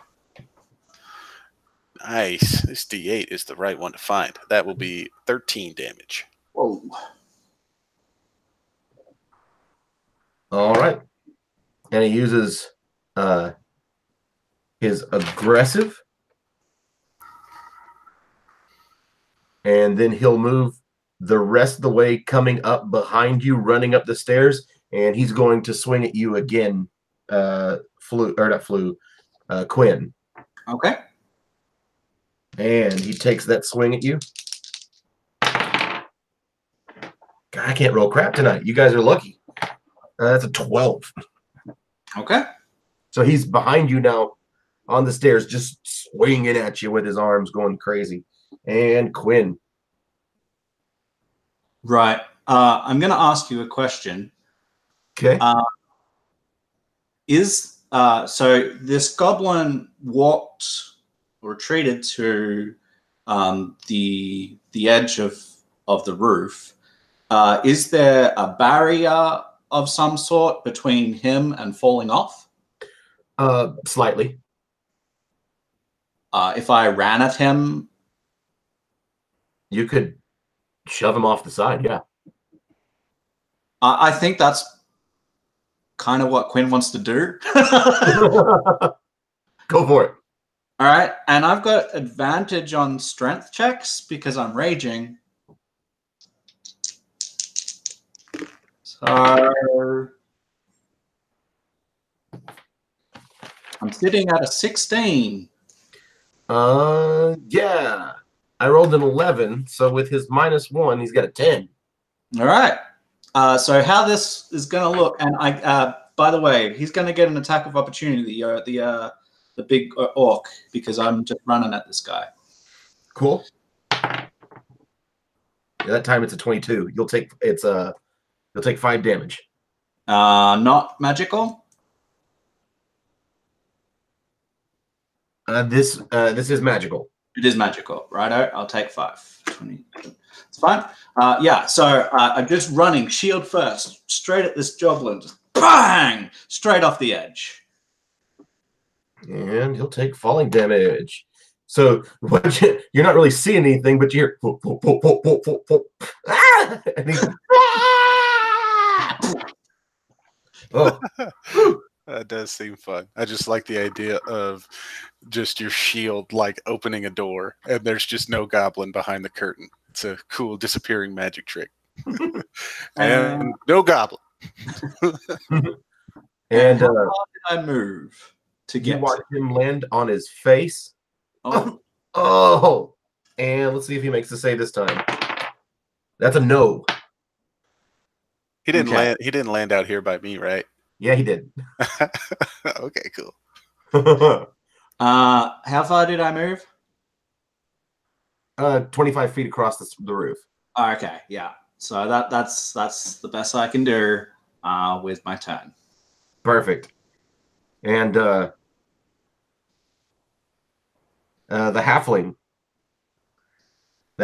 pulls out his crossbow and he readies it. Pulls out his crossbow, hops off. He hops off? Hops off. I mean, that doesn't seem like a wise plan. Okay. And flew. So I think what I'll probably do.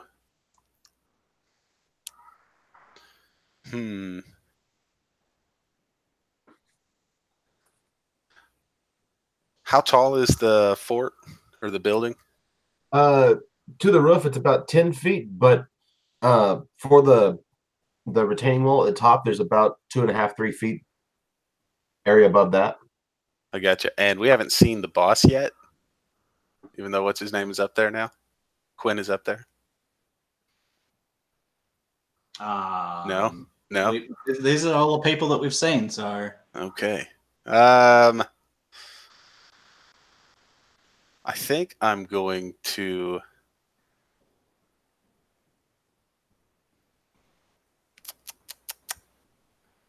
I'm going to cast invisibility. Ooh, spicy. And I'm going to go up the stairs. So you're going to go through the building? Yeah. Okay, so where you said you were trying to triangulate, about 25 feet away, it's going to take 25 feet to get to the door, right?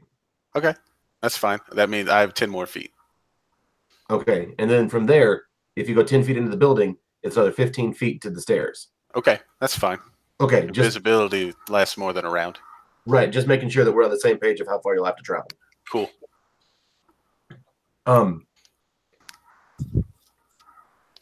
The goblin, you're not stealthed, but he definitely can't see you.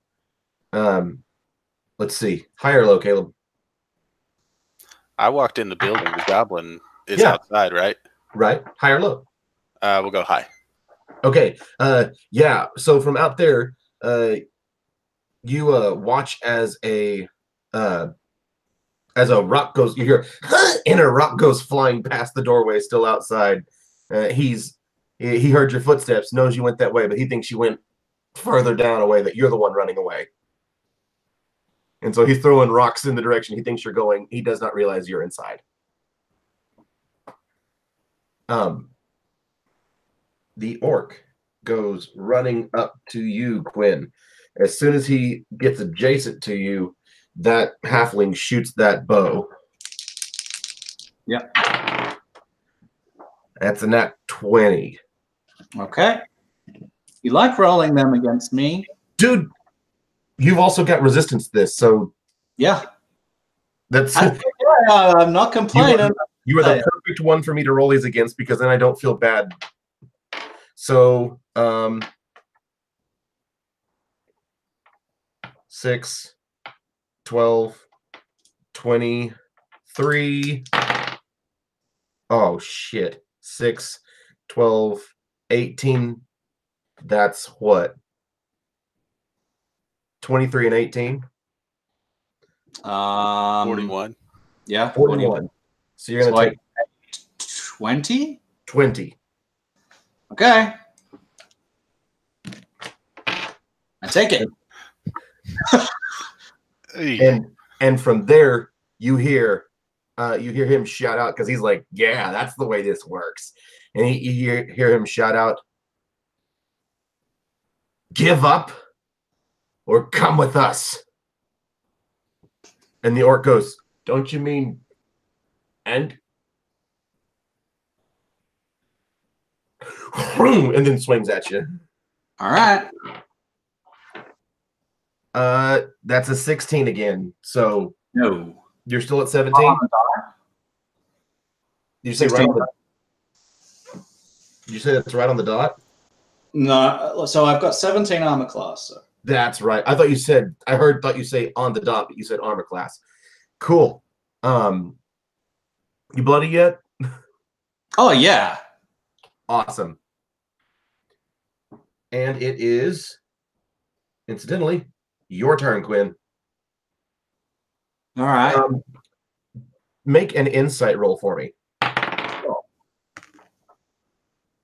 I know nothing. In fact, you can give me disinformation with that roll. Oh, you actually, despite this goblin's lack of verbosity, you absolutely are feeling that this guy's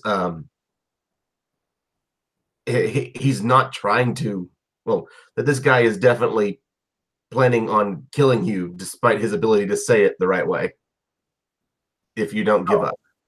Yeah. Okay. All right.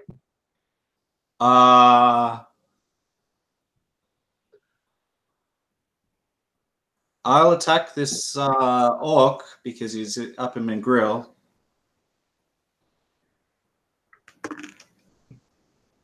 Uh, 23. Yeah. For 9 points of slashing damage. Ooh. Okay. He is now the target of my spirits. And I'm wondering if you would allow me to spend an action point to drink that potion. Sure. Usually it's an action to drink a potion, so I'm just sort of like... Yeah, I'll let you use them. Would you let me do that? Cool. I will do that. So spent. I'll put action points here. So I've got a record. Spent 1. All right. And then these are just normal healing potions, I'm guessing? Just normal healing potions, but didn't we establish that they're just doing the straight up 10? Oh, okay. Sure. I will regain 10 health. All right. That is done. The halfling will take another shot at you.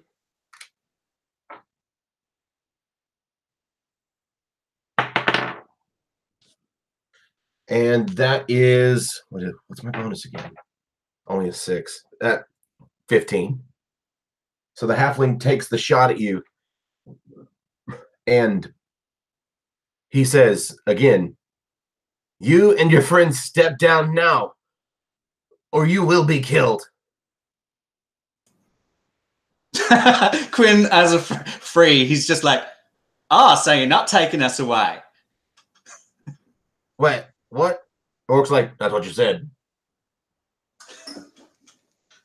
So he's like, and starts cursing in language only you understand in halfling as he's reloading that light crossbow. Got it. And Flu, it's your turn. So Flu's feeling really good, which worries me because Flu is still game for a fight. It sounds like we might be in some trouble, but we could be. I think Flu's gonna fire. So I'm gonna use my bonus action to place my Hexblade's curse on the orc. Okay. You'll have to come up the rest of the way. Okay, actually, with my 35 feet of movement, can I get all the way up to the roof? You can almost, unfortunately, still standing at the top of the stairs is the halfling. Can I not just go over or around him? Technically, no. Okay. So then I don't have a shot at the orc, or I do? You don't. Oh, well, then I couldn't have done any of that other stuff. You could against the halfling. Right. Yeah. He's the one he's the mouthy one as well. Let's see. Since you're not in the middle of a rage, will you also do me a favor real quick there, Flu? Yeah. Make a perception roll at disadvantage. Disadvantage, you say? Let's see. Perception. My all-time great skills. 12. Oddly enough, there's hoof prints on these stairs. Ooh. Oh boy. Yeah, reinvigorated. Does the freaking halfling only have one boot on? No, the halfling's wearing 2, but they're mismatched. Oh.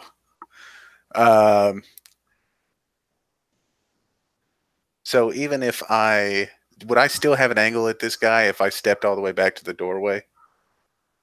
On the halfling? The halfling. The front door or just down the bottom of the stairs?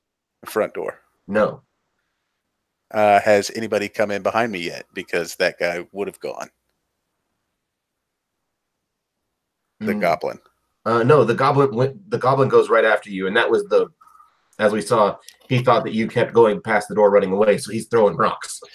I gotcha. Yeah, I'm just gonna do what I said I was gonna do. I'm gonna I don't know. I feel like in my invisible state, how is this guy loading it? Does he have like a bag of crossbow bolts? Not necessarily like a sack full of them. He's got a small container of them strapped to his thigh. Yeah, I'm gonna give him my Hexblade's curse, and I'm gonna come out of invisibility and fire at him. Okay.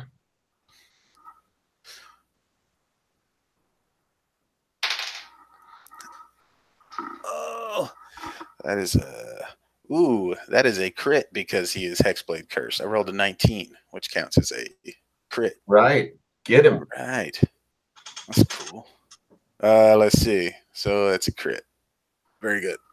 So that will be Many. yes. Huh. 8 plus 6 is 14 plus 1, and I have my proficiency plus 7, so 21. Ooh. Yeah, he's like, oh God! Like you watch it hit him and knock him square off of his feet. Good. You hear him. He says, "Get over here and help me!"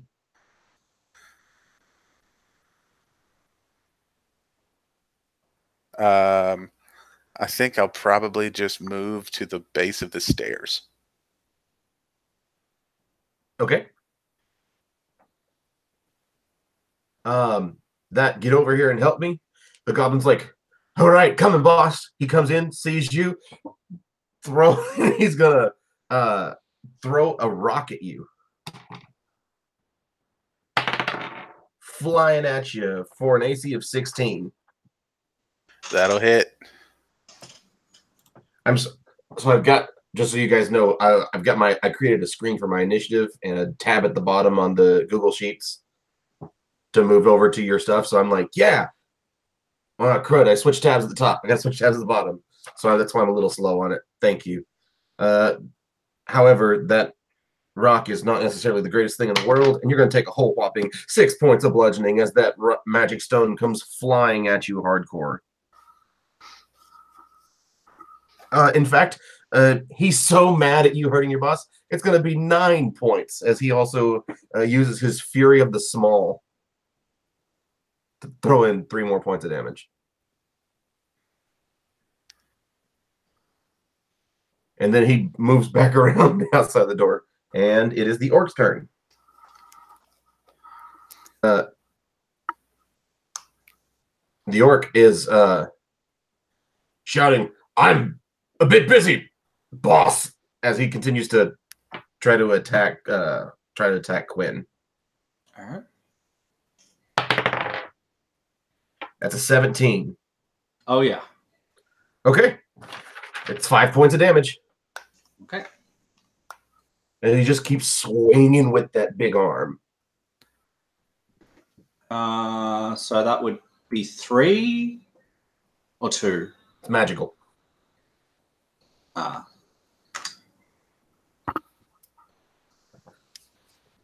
it. And that will be that'll be his turn. It's up to you, Quinn. Okay.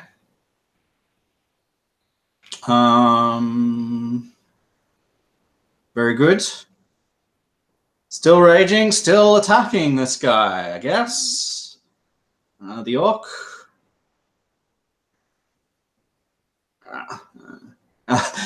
As he's doing this, he inclines his head and yells over to the halfling, "Are you Fran? Can I call you Fran?"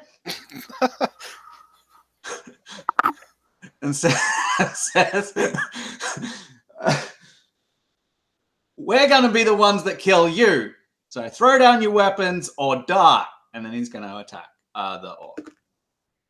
It's going to be, again, above 20 to hit with 8 points of slashing. All right.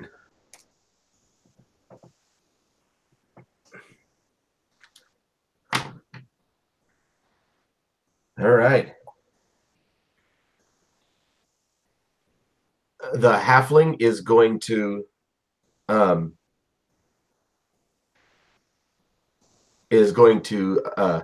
get up and move full speed to the orc.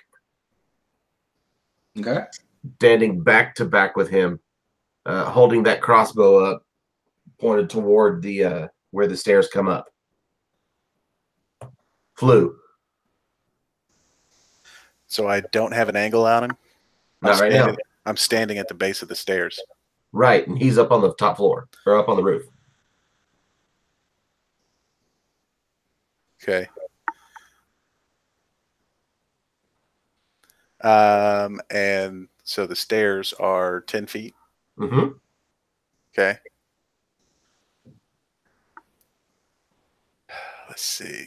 Instead of opening like the stairs don't open like apartment buildings where there's a part that comes up out of the a part that comes up out of the roof to create a door. It's a trapdoor type entrance. I gotcha. I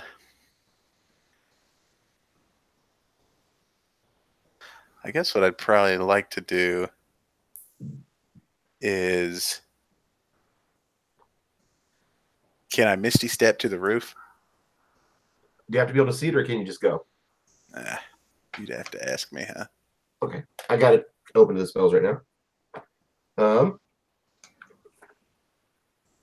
Pretty sure you can. One more page, and they're stuck together. Misty Step. A space that you can see. Okay.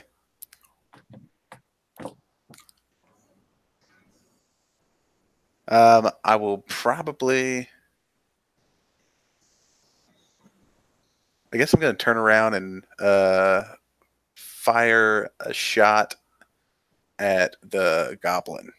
Goblin used the rest of its movement to get back outside the doorway. Okay.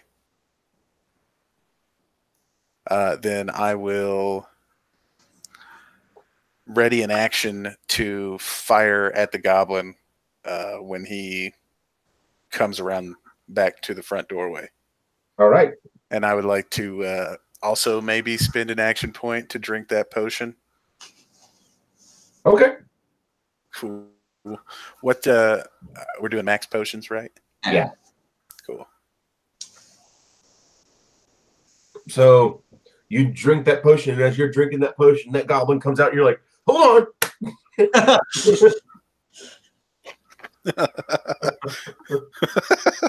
Yeah, I think he's like sitting here holding it and just lets go and draws and has fired a shot before this potion hits the ground, or the empty potion vial. Make a dex save for me real quick.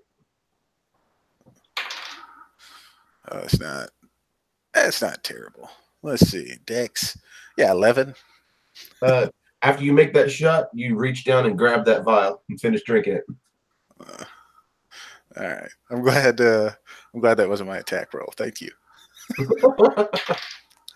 That's better. That will be a 16. Yeah, 16 will hit him. All right. Oh, that's actually more than a 16. I don't know how to look at my attack bonus. I was just adding dex.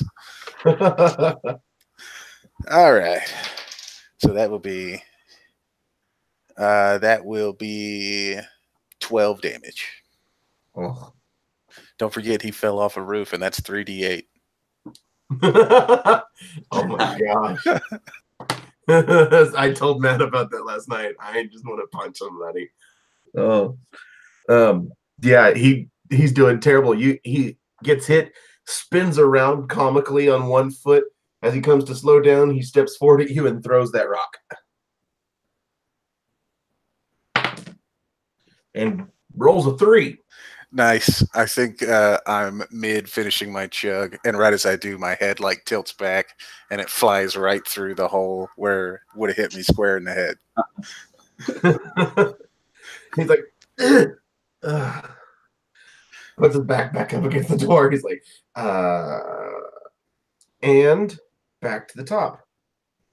The orc is going to keep swinging at you there, Quinn. Of course. He's like,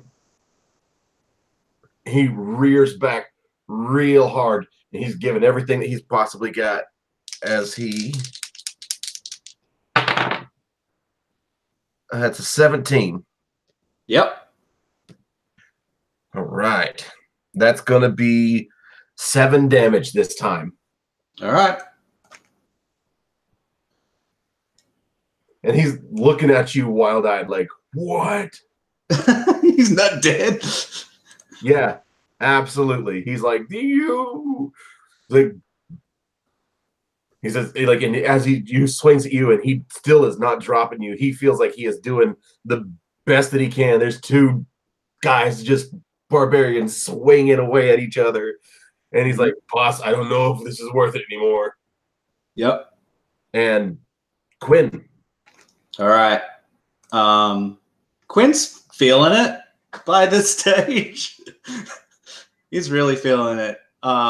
He reaches his hand into his little sack, and I'm just gonna roll a die here.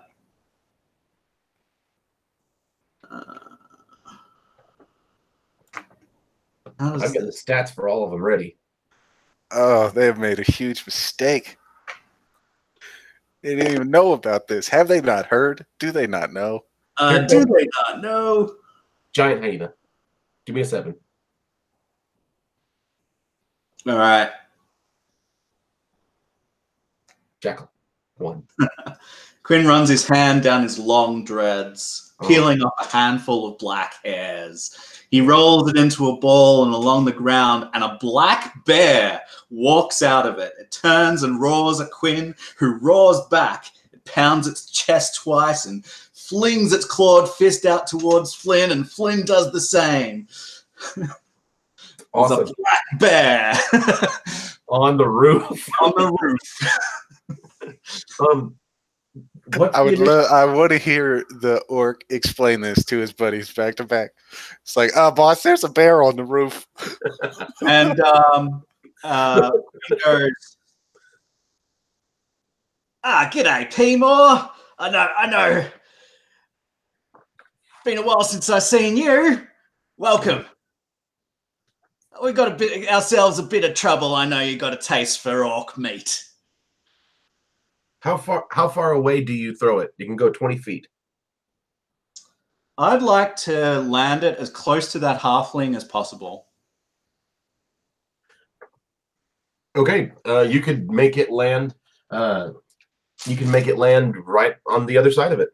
Yeah.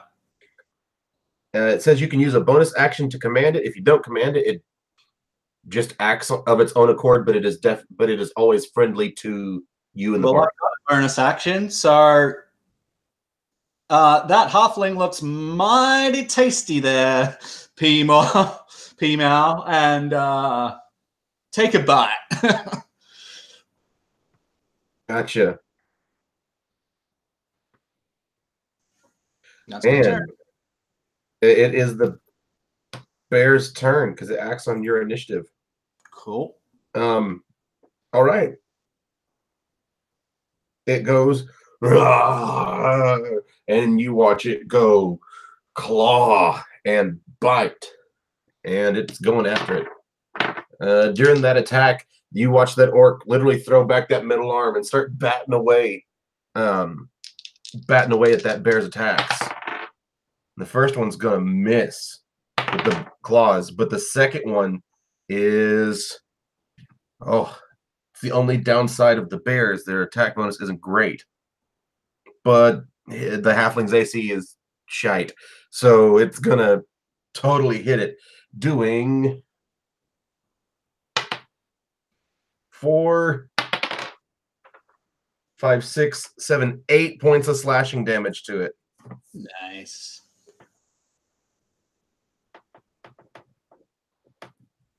And he's here go. They have a bear? What? They have a bear? They didn't have a bear. As the halfling's voice gets really husky and afraid. If we were still naming episodes, that's the name of the episode. They have a bear?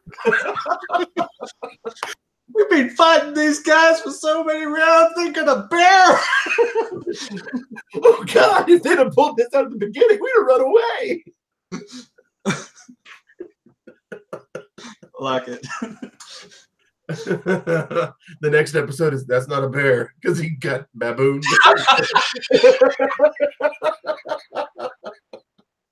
Oh, that's great. So that bear is over there doing his thing, doing a great job at it. And then we get the halfling. Ah!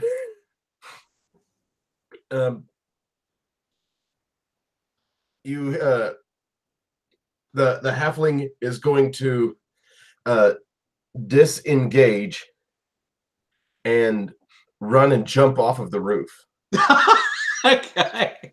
Like he's done. Let's see. How much damage does he take from falling? Not bad.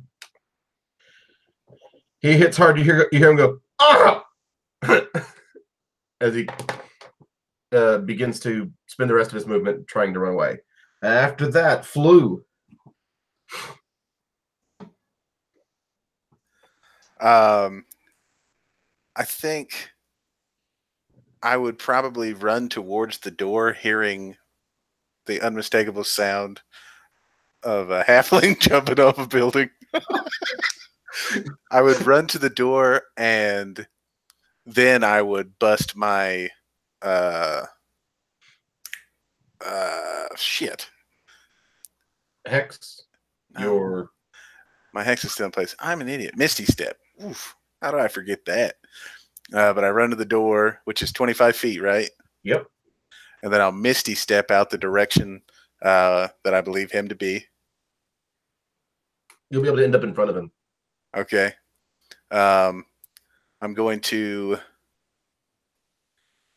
use the remaining 10 feet of movement that I have to sort of get behind or position myself so that for him to run away, he has to run back towards the openness of the road. Okay. Okay. And I'm going to take a shot. Okay. Ooh, not a crit. It is. If you have to say it's not a crit, it's going to be high enough to hit him. Yeah, it's a 17 on the dice. Yeah, it's 3 higher than his AC anyway. All right. All right. Because this guy is still my Hexblade Curse, that will be 15 damage. Yeah, you drop him. Nice. I regained some hit points. All right, hold on. We got to celebrate this together. Warlock level 3 plus my charisma modifier. Excellent. Good. Sweet. The orc sees that happening, blood rage in his eyes, swinging at Quinn. Okay. Everything he's got. It's a 15 and a 14 on the dice, so it's going to be a total of 20. Oh, yeah. So you will hit. Yes. All right. It'll be 5 points of damage. All right. That will bring Quinn down. And he will use his movement to go ahead and jump off the roof. He's going to kill himself. He just crumbles when he hits. He's really running from the bear is what it is. Yeah. Did the bear get an attack of opportunity? Oh, no, he should. You're right. The bear swings at him. Yeah, the bear's going to hit him, actually. Let's go Bears. You decide, does he bite at him or claw at him? I don't know. That's claw. Just claw. Claw. Got it. 4, 7, 8, 9 points of damage to him. It's not magical. But he goes to jump off, and instead of jumping off, the bear hits him, and he just falls off the roof. He's like, where are you going? And he still goes off the roof, but he just, sack of potatoes, falls off the roof and lays there. And so now the only person left is the goblin who's still hiding beside the door since you ran out. He's like, yeah, I'd like to think that I like Misty stepped and I'm sort of standing in front of him. And he's just sitting there like, what the fuck? you literally Misty stepped to in front of him, and he's like, and whose turn is it? It might actually be, since he died. Flew. It's Win. You're down. Death save. Yeah. Okay. One fail. All right. I can't remember.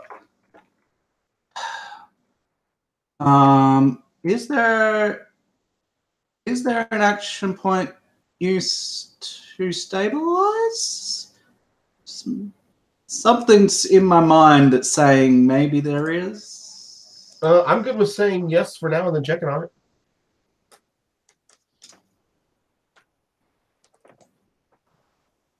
Sure. Okay. I'll do that. Cool. The bear being up there, nobody else is around here, and you're the only one there, so he just kind of sits because he's not smart enough to be like, stairs? He thinks he's stuck. So he's all panda now instead of brown bear. Yes, okay. What the rule is, if I fail a saving throw, I can spend a hero point to turn it into a success. Ah, cool. Cool. So I succeeded because I spent. Okay. Oh. And the halfling is laying on the dead motionless, on the ground motionless, not even breathing. Flew, there is a scared goblin beside you. Does the do the animals from the sack listen to the party or just listen to the guy that threw him out of the sack? The summoner. Okay, I think having watched the bear knock this guy off the roof, it's sort of, maybe that's what happened. Maybe the guy lands sack of potatoes between me and the goblin. And the goblin's just pressed up against, and I just step back, he falls, look up, there he is. I think he would just yell out, not knowing what's going on, and say, "Hey, Quinn, why don't you get the bear down here? We got a little unfinished business." And blunt silence. I think that's probably, he sort of figures that out. And he said, he looks at the guy and he says, "If you make a move, I'll kill you." And I'm going to ready an action so that if he does anything aggressive, I'll shoot. High or low? High. Okay. He make an intimidation check real quick for me. I am actually, yeah, I am proficient. That's a 19. Okay. He back up against the wall, watches that fall. You watch him like immediately slide down to the ground with his knees up to his chest. He's like, okay.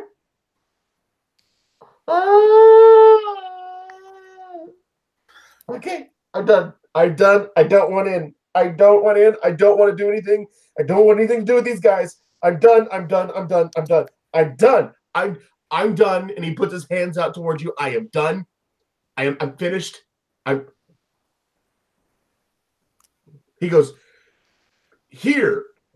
And he throws a sack to you. You see, like when you saw him pulling on a glove. He like rips it off and he tosses it to you.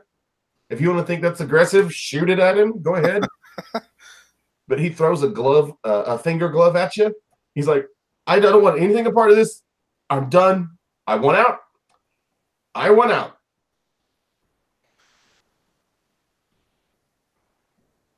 We can't be out of initiative yet, right?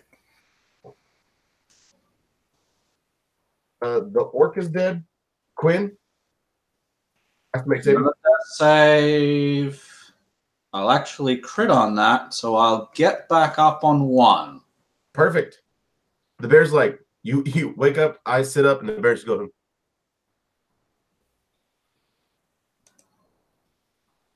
The halfling's dead. Flew. I think, yeah, he says, "Quinn, if you can hear me, man, forget the thing with the bear. I'm bringing this one up. Forget what with the bear? And yeah, just having that nap that I said that I'd take a bit earlier. yeah, that bear nap. I get it. Hibernation. Yeah. So I think I would go up with the bow, kind of aim towards him, and it says, "Okay, I'm gonna let you go, but you gotta tell me you don't want to be a part of what anymore." Kent, if you just look on Wilson's in his bag, he's got all the information. I really just can I please not say it out loud? I don't think you'll like it if I say it out loud.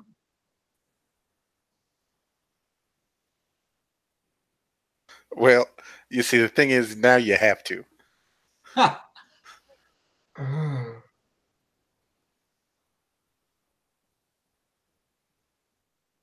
Okay.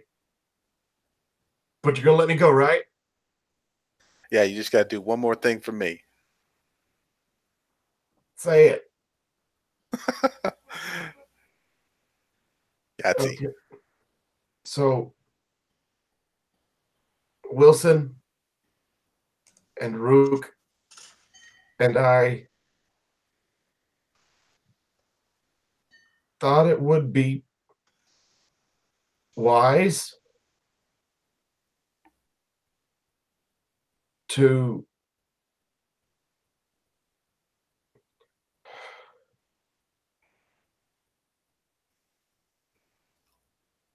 find business. And he's looking at you and looking at the ground. And he's like, really, you can see he's choosing his words carefully. Okay, just spit it out.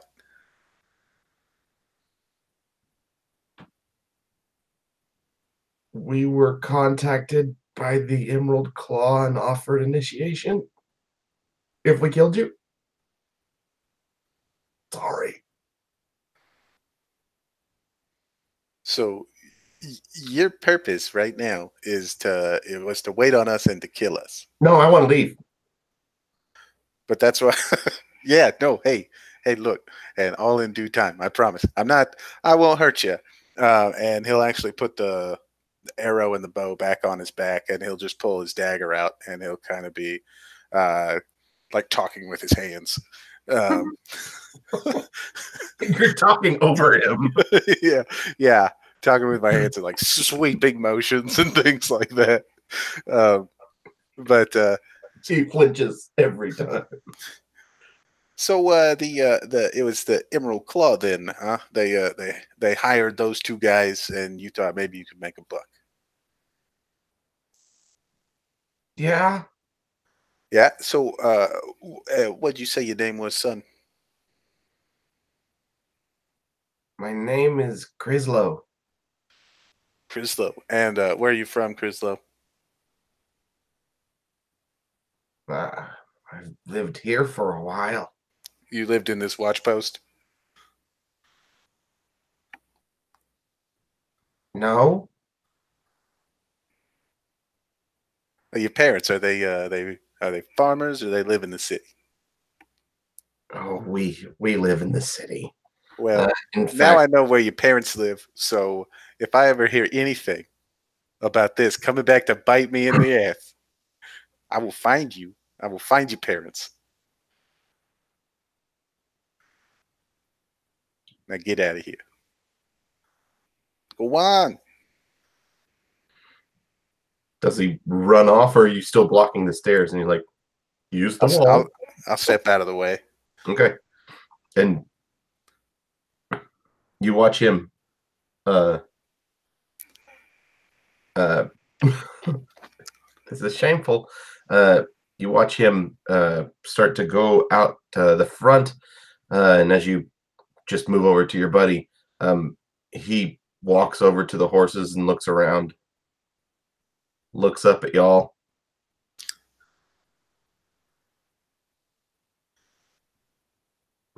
I think Flu is just kind of watching him, and he just turns around and faces Quinn. Quinn whistles and Fitzum comes out of the woods. Runs bloody murder away. He is just going as far as his little goblin legs are allowing him, going in the direction of Vedekar. Cool.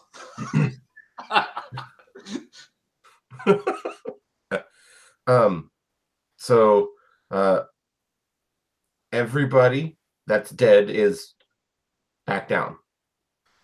Yeah, I think I would probably give my potion once I see the kind of condition that Quinn's in. Oh no, I took my potion. Never mind. Yeah, you did. I did. Right. But yeah, I think I'd help him up to his feet. Maybe we'd look around. Maybe they had stuffs or something like that, where maybe they had one or two. Okay.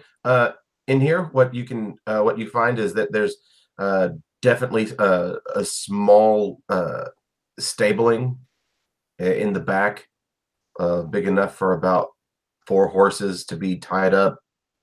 There's a place for them to have some hay.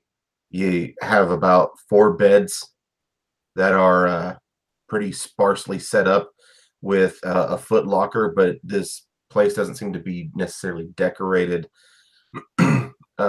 There's maps on the walls. There's a table with books. There's obviously the stairway. There's what looks to be there's a fireplace off to the side. Make an investigation roll or a perception roll. 13 investigation. Okay. And I'm rolling perception, and it's going to be 18. Okay. So, looking around, one of the things that catches your eye, then, Quinn, is that you see a bit more of the detail. The fireplace is it's out, but it's still the cinders are still pretty warm, as if it had recently been used. Excuse me. There's like a list of names posted on the wall with shifts and regular times to be coming in. Over the beds are a couple of names each. You can tell that these beds don't belong to a single person. It's more like firefighters. Some go out while some stay in, and then they just trade off. And you see some drag marks closer to the front of the main entrance. Goes along with the hoof prints on the floor. With your investigation flu, you easily surmise that somewhere out back you'll find the guards who are supposed to be here right now.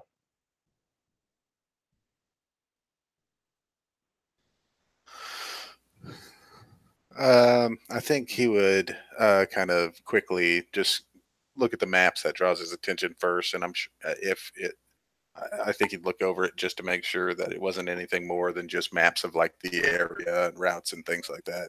Right. It's patrol routes. It's how far that you're supposed to go, showing what they're responsible for, how much of the road is supposed to be theirs. Basically, how far they can go in half a day and come back before night in both directions. Like you can see that, like here it's got marked that there's a very large tree here. Once you get to there, I mean, it's like turn around, going the other direction. You're like, yeah, from here you can see that 2 large rocks line up so that you can't see the second large rock behind it in the distance. When you get there, turn around and you're like, yeah, I saw that. Gotcha. Yeah, I think he would probably walk out the front of the building after kind of looking around a little bit and not seeing knowing that he tells him, "Hey, I'm gonna make a lap and I'm gonna go out back and see if I can't find these guards." Okay. And I'm gonna go out front, and I'm actually walking out the front door because I wanted to uh, it- get the glove and then loot the other two bodies, or I shouldn't say loot. I would like to search them for any information around the Emerald Claw or nifty gadgets they may be carrying. Okay. So obviously, the orc had the full plate arm. And did you say you took the detect magic? No, Okay. I don't. But since I do have a history of casting that, could I spend an action point since that is an evocation? Yeah. So reaching in, you're like, huh, I wonder. And all of a sudden you get a ping from that arm. It's magical. You also that a small blip of light over your left shoulder, and that glove is magical. Traces of magic are around, and it goes to those rocks that were being thrown at you. Yeah, I think I'd probably not be afraid to pick up the glove since the guy seemed to take it off so easily. So I think I'd probably get the glove. Uh, Other than that, do they have like information on or anything like that? Make an investigation roll on their bodies. It's not great. 7. Uh, Looking over them, trying to find it. I mean, you find some papers on them. You find a notebook, but it's full of journaling, and with a quick look over, you don't really find anything. Cool. I think I would probably, while I was searching over the halfling, I think I would, uh, not even really thinking about it. I think I'd probably take the case for his bolts that he has strapped around his leg, Yeah. and empty the bolts out. Um, but strap it around like my forearm and kind of look at it for a little bit, take it off and put it in a bag. Um, and Also, kind of while doing it, not really thinking while really kind of messing with that on my arm. I think you'd probably step on the crossbow at a weak point and snap it in half by accident Okay. or not. But yeah, after that, he's going to walk around the backside and see if he can't find those guards. Okay. Well, Yeah, I mean that's what. Okay, yeah, if you're doing that, you beat me there for sure. Okay. Well, since that's what Quinn's going to do, I'll give you the rest of it then, Flu. You also find a total of 12 gold and 15 silver.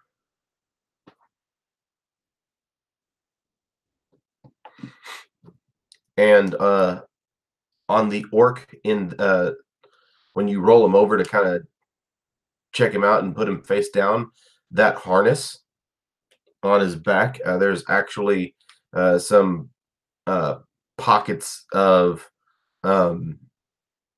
it looks like some salves. Can I disconnect the harness from the arm?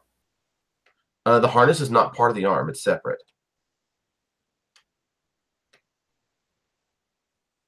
So there's the arm that's connected across to hold it in place, but then the harness that the halfling was riding in was a second set of buckles.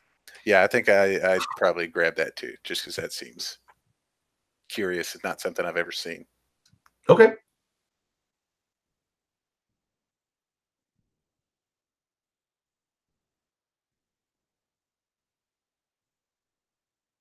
So then, Quinn, going around back, you start following the drag marks, and they're leading off a bit. Like this, it doesn't look like they just took them around back and did something. Like it looks like they're drug further off. Do you wish to keep following that? Seeing that they're at a distance and seeing that I'm not feeling particularly healthy right at this moment, I think that I would wait for Flu to come back around, and I would probably point them out, and I would say might be worth checking them out. There could be someone alive, maybe. Else we can give them a proper burial. If there's anyone else here from the Emerald Claw that are maybe guarding them, then I didn't want to go by myself because, you know, I gesture at the state of my body.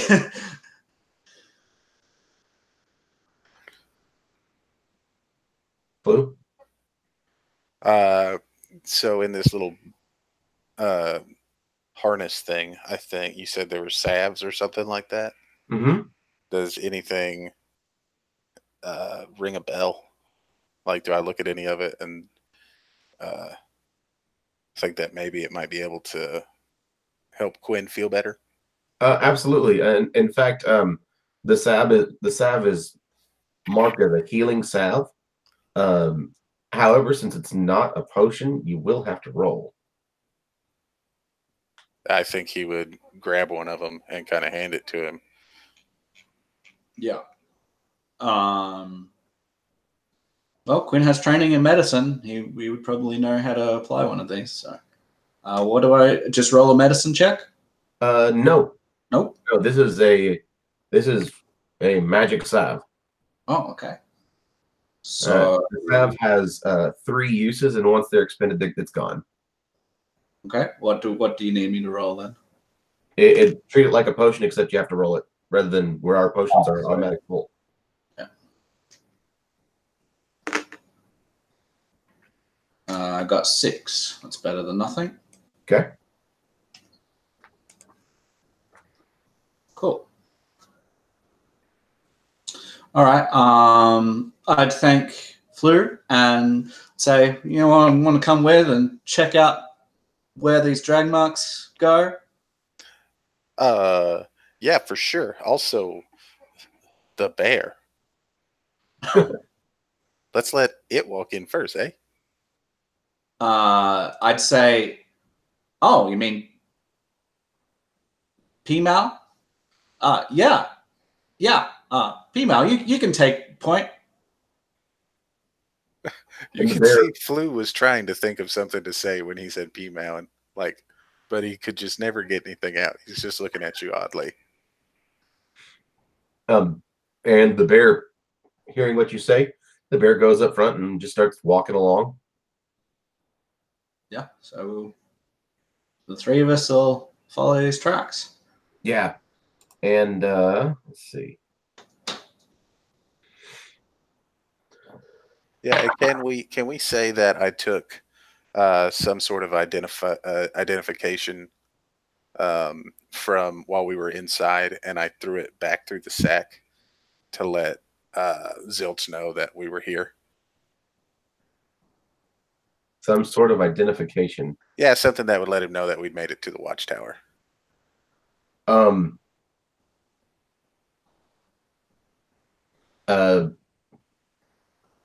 Honestly, like, you want to take a House Orion banner and try to shove it in there, or like, it's not like they've got a pin that says "Welcome to the Watchtower 762."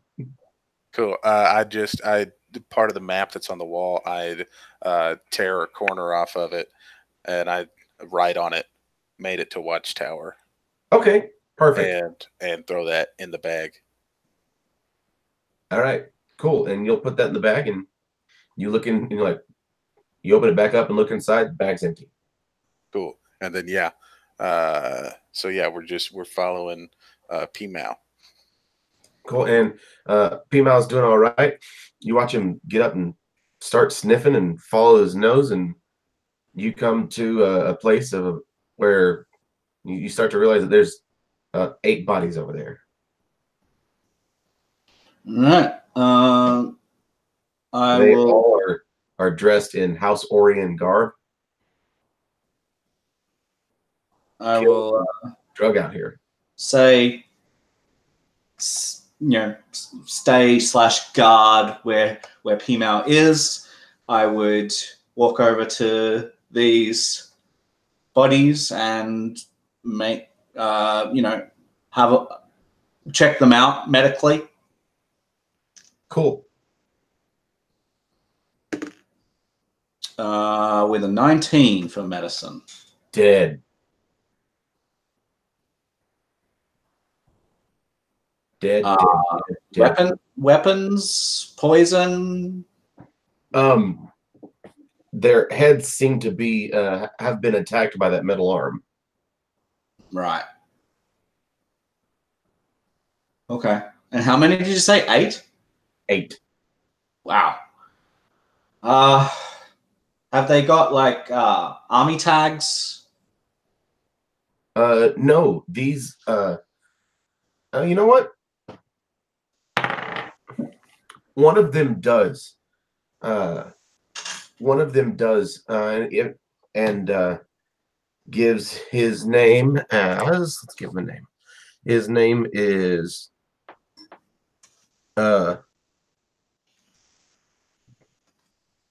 Joff, comma Ricard, and it gives basic information on dog tag. All right. I would take the dog tag and I would suggest to Flu here that we give these men a proper burial. Flu it's going to take a few hours. Yeah, Flu kind of sighs and looks around, and he concedes on this as well. He said, yeah, I guess that it'd only be right. And I think he would probably go back to the building and try and find a couple shovels. Yeah, you can find. You notice a shed as you're walking back, and assume that they're in there, and you're able to do that. Most of these men look like that. What they were done was they had signed up to be guards. Yeah, and all 8 of the men look to be Carnathy. I don't think I'd be interested in looting these men, but maybe with that dog tag, I don't know if any of them had like a letter from a spouse or something. I would probably want to take that to pass on that they'd passed in the line of duty, sort of thing. Okay, sure. But would then bury them. Yeah, I think a little spitefully, after we kind of had the graves, or at least what we're doing, kind of burying them, I think I would, or Babani would go and drag the 2 bodies from the orc and the halfling and kind of bring them back to this area. Then he'd disappear for a while and come back with a quickly thrown together sign that he could drive into the ground. And on it are the words Emerald Claw, and then just did this. Emerald Claw did this, and sort of spike it into the ground in front of essentially the cemetery, and lean these 2 dead bodies up against the sign, sort of in front of it. And then he would go and also be kind of have these makeshift headstones, so that when they lay them in there and everything, you can do whatever rites you would want to do, and then we can kind of put the headstone there so that we knew where it all was, to kind of make it a proper cemetery. Like just a pile of stones or something? Yeah, I mean, that, yeah. Whatever, I mean, he would probably look to you as to whatever is the right thing to do. Yeah. I think we would just pile stones on top of each other to sort of say, this, and obviously you've got that sign saying Emerald Claw did this, and Quinn would just say a few words about laying spirits to rest. That's where his motivation is in having the spirits be free and be at rest. And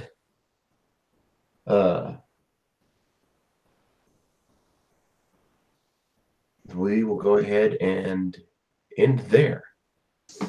All right. Nice game tonight, guys. Nice game. I enjoyed it. I hope you guys have enjoyed it. When we pick up again, and we'll talk about where we start. Cool. Thanks for playing. If anybody ever sees this, thanks for watching. You've been super kind to us. And we'll see you next time. Bye, guys.